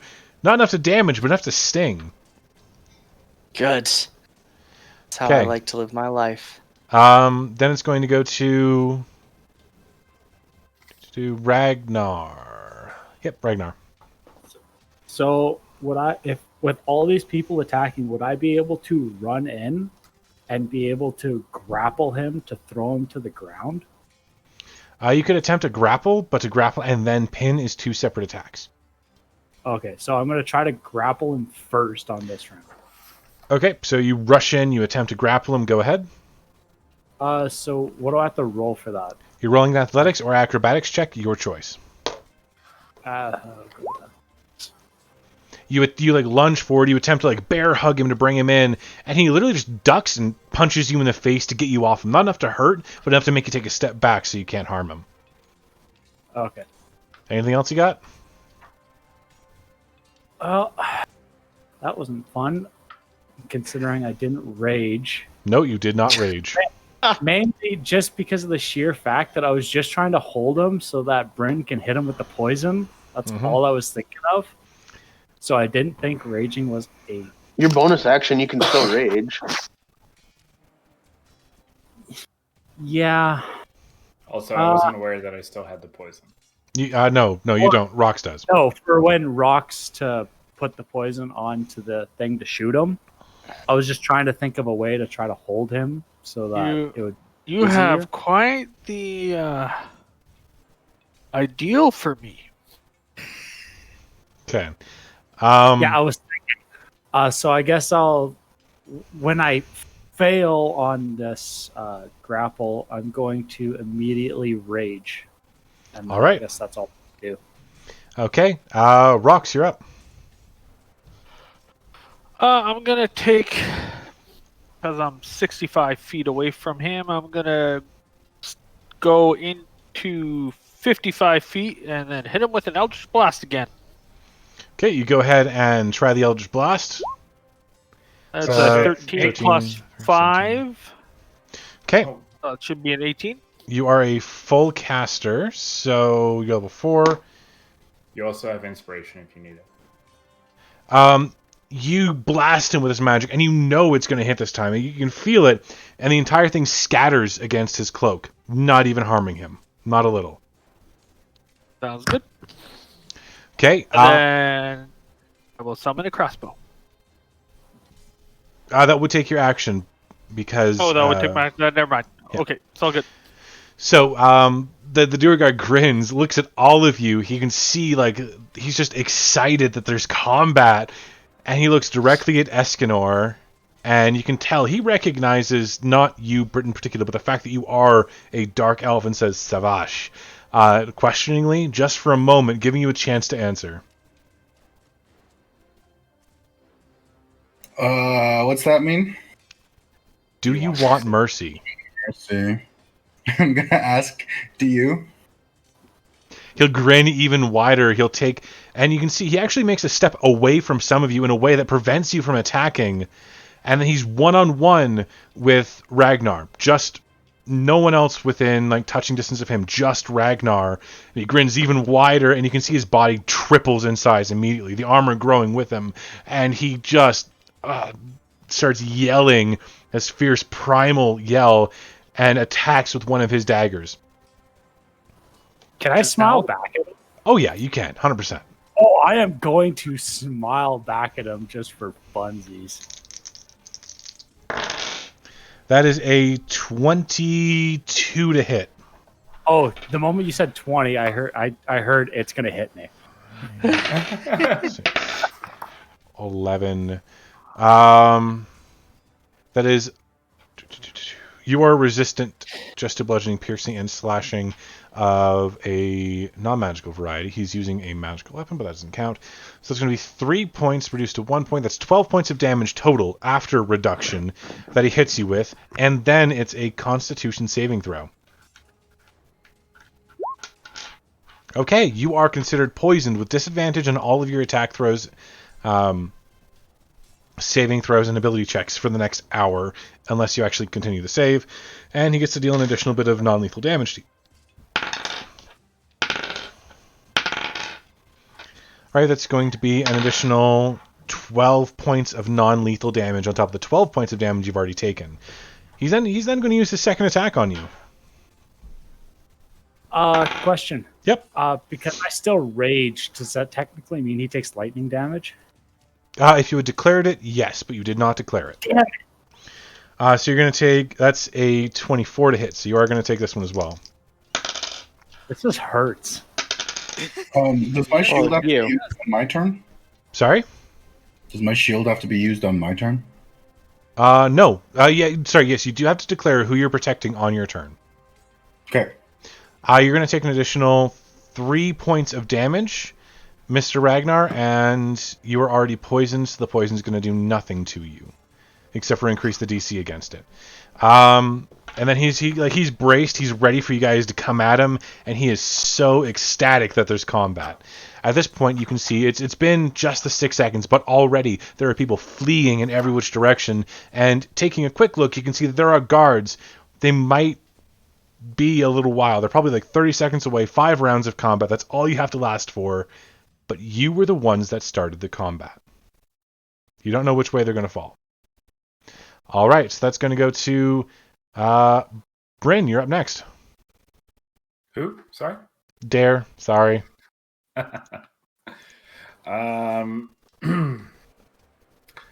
Let's see.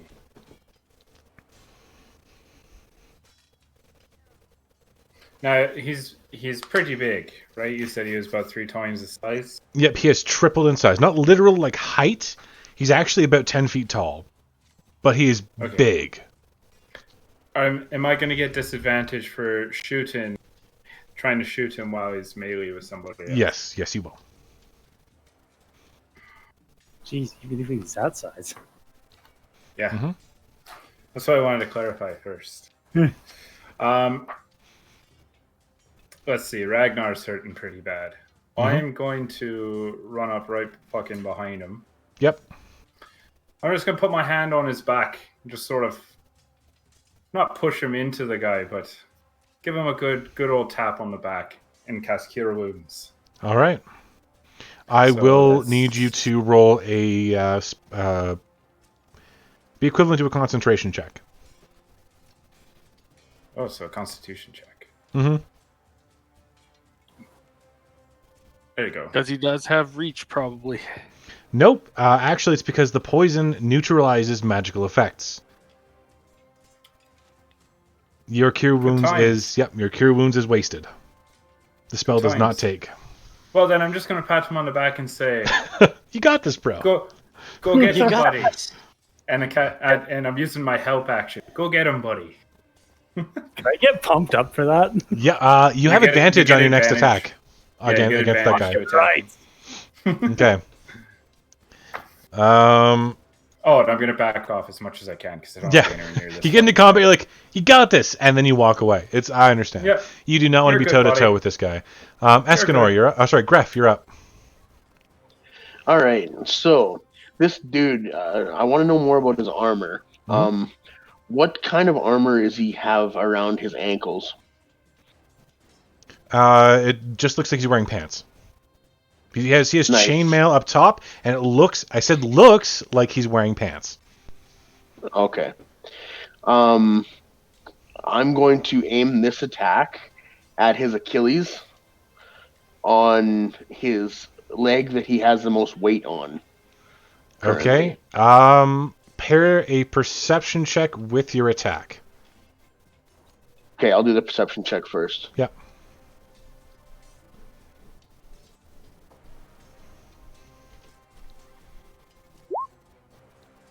You can't tell which leg he has the most weight on at the moment. Okay, I'll just go for one of his Achilles. Okay. And Divine Fury because it's my first attack of the round. Okay.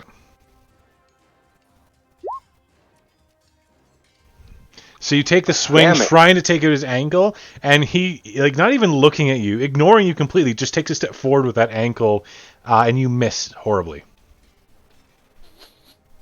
Fair enough. That's it. Okay. Then it's going to go to Escanor.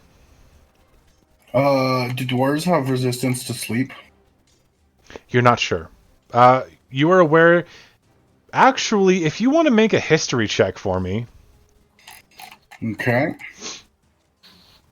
For history, where's that? Okay. In this world specifically, dark dwarves are resistant to all forms of magic. So yes, he's resistant to sleep. Okay. And command counts as magic? Command does count as magic. Now, there is a chance it works, but it's based on the potency of your magic. Which is why you're asking full caster, half caster. Mm-hmm. Yeah. Gotcha. So I probably couldn't command him to sleep. It wouldn't work. You could try. Yeah, alright, fuck it. Just Okay, try to command him to sleep. You spend your second spell slot of the day trying to command him to sleep. And the spell, you can see it briefly touch him and then shatters against him again. Your magic not potent enough to overcome the resistance in his blood. Okay. I'm going to give Ragnar an extra AC because of the shield. All right. So you take a moment, you mutter under your breath the activation word, which you have learned, and Ragnar, you feel weird as this kind of odd gray enveloping light covers most of your body. You have +1 AC until he decides otherwise. Yay! Okay, Yaluk. Well, seeing as the dude really didn't like me punching him last time, now I'm close enough, I'm going to get in a good old flanking position. Okay. And we're going to go for it again. So we're going to hit him with the quarterstaff, and then we're going to spend a key and do some Furia blows on him. All 3 attacks will be made with advantage. Beauty.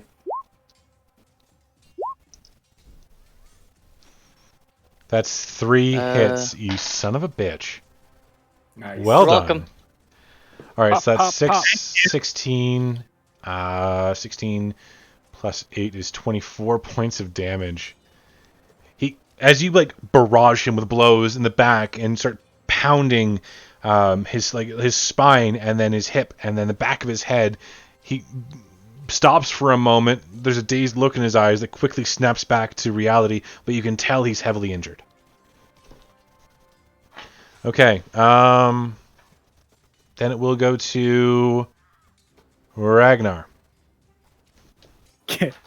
So he's 10 feet tall, right? Yes.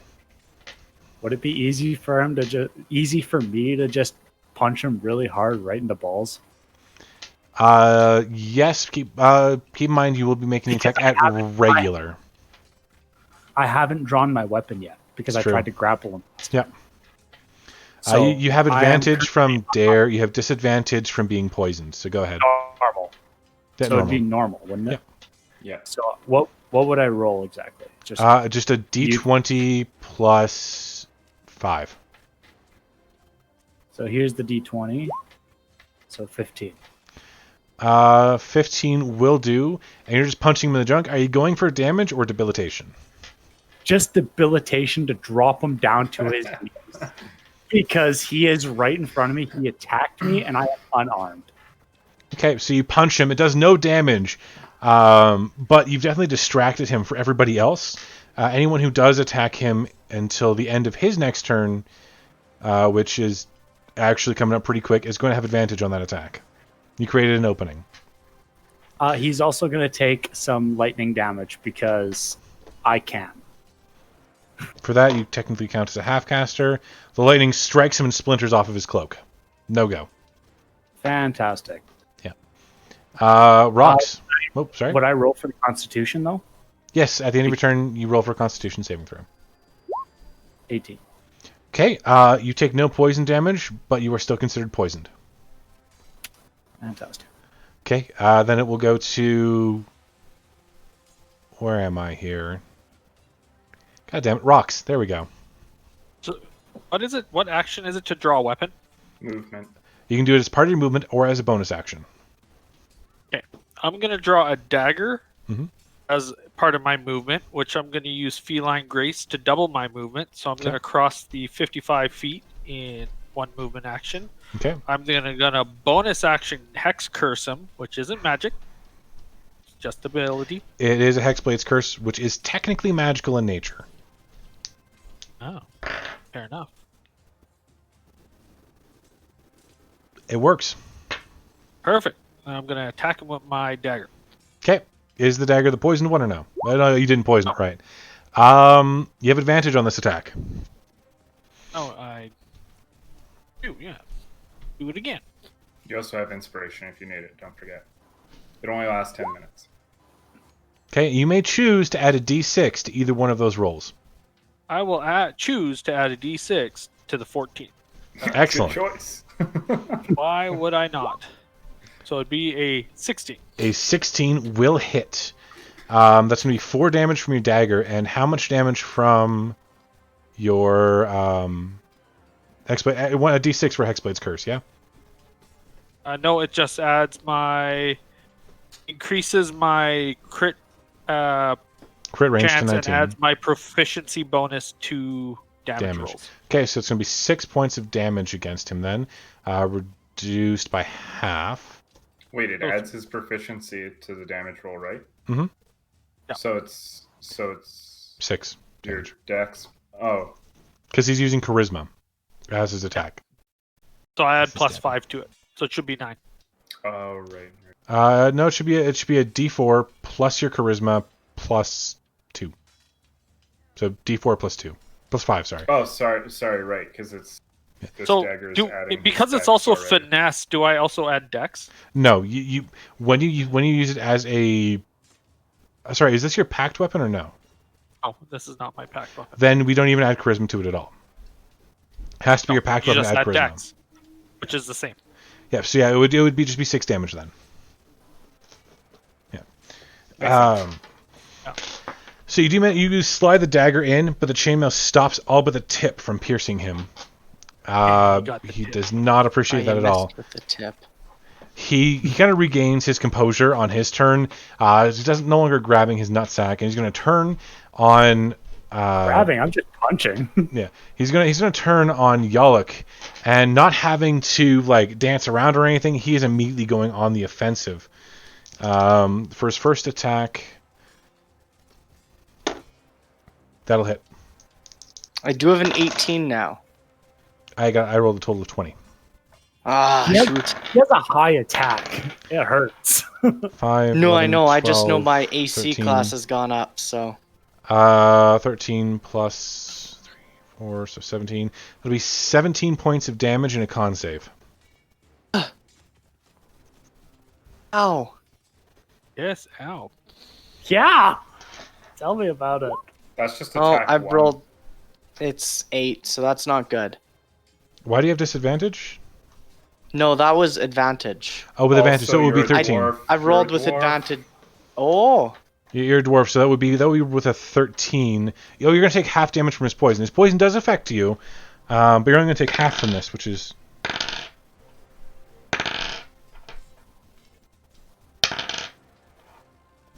You're going to take 7 points of poison damage, and you are considered poisoned, giving you disadvantage on all attacks, saving throws, and skill checks for the next hour. His second attack is going to strike you. That'll hit, and that'll be 6 points of damage. And then he has a third attack as well. I'm asleep. Oh, you're down? I'm down. Okay, so he'll turn around. The third attack is going to go towards Ragnar. Oh. That will miss. Oh, thank God. Unless oh, your good. AC... It misses him. is your AC... No, you have 14. It's not 11, so we're good. Oh, yeah, no, it's 15, actually, because of the shield from Escanor. Right? Yeah. No. Yeah. You're not touchable right now. I Okay. made sure I did that, so I know. Okay. It's going to go to. After him, it goes to Dare. Has Gruff been going? Yeah. Oh. He's just been missing terribly. Yeah, Gref Oh. whiffed twice. Okay. Makes sense. Feels bad, man. Yeah, I believe it. Well, everyone's flanking, so they don't need my advantage. So I guess I'll just I don't have any cure wounds, maybe. Oh wait, you're down, right? Oh, I'm down. He's sleeping. All right. I just took a nap. I'm gonna run around as best I can without getting in range of this fucking guy. Yep. And cure wounds. The monk on the ground. He is poisoned, and the poison does stop magic. Make a Constitution check. It's worth a try. Worth a try. Constitution. God damn it. Your magic splinters. I'm sorry, dude. It's not very good at magic. Not yet. Okay. Bonus action. Mhm.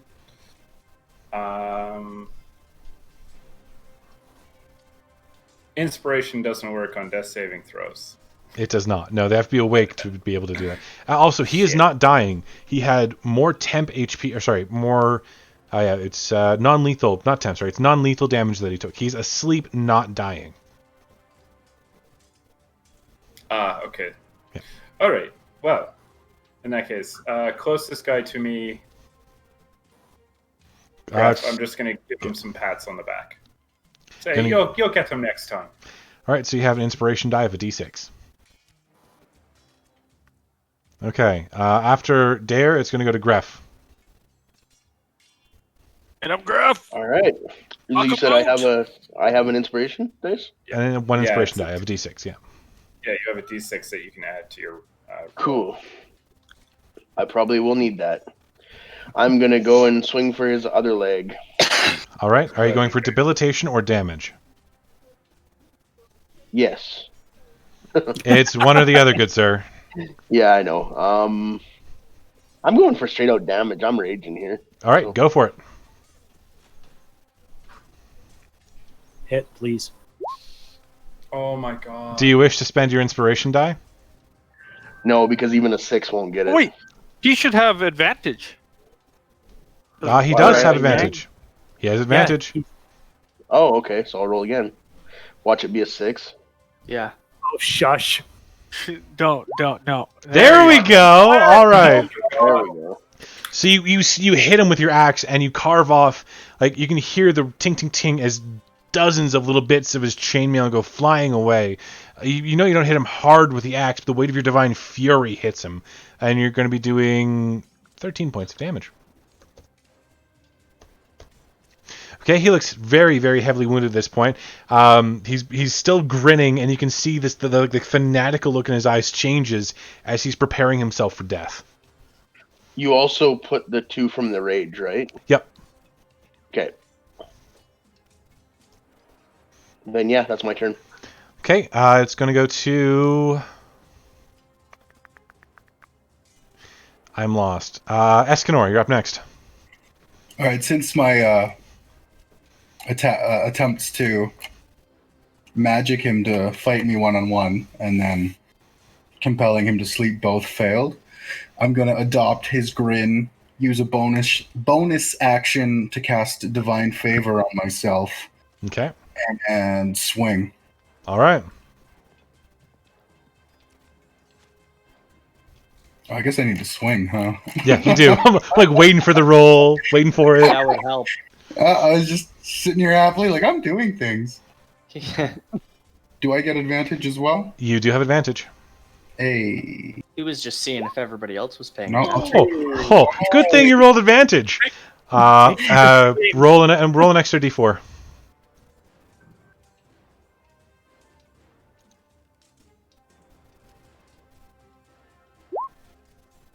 Oh. I'm killing it today. Do you hold back? No. Okay?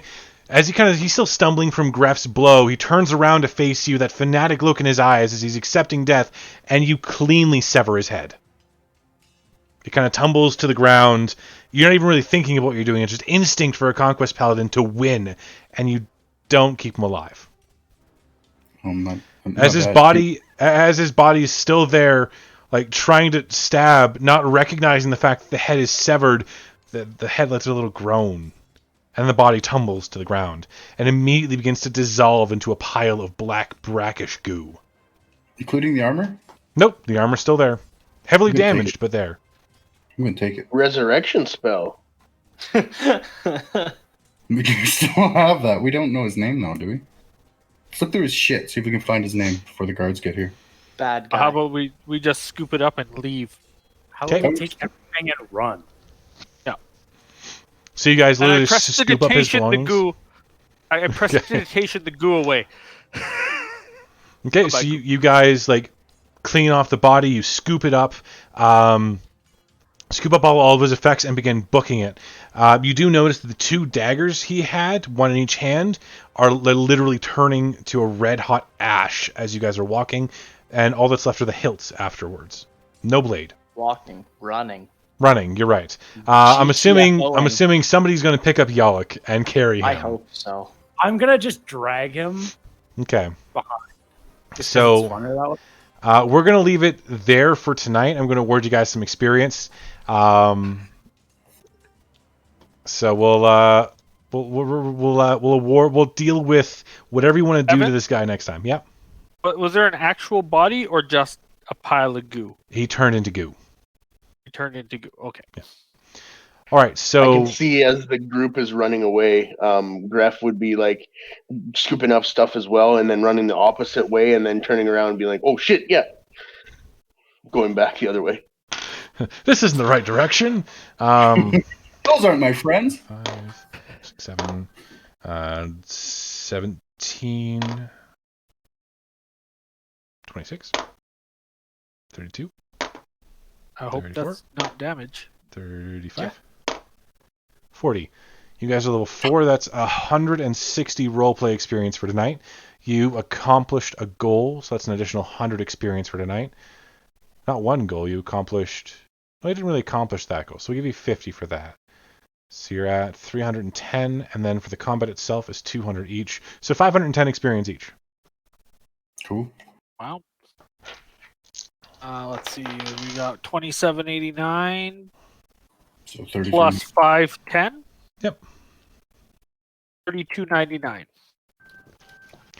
All right, and that was you guys running away from the guards, D&D for the night.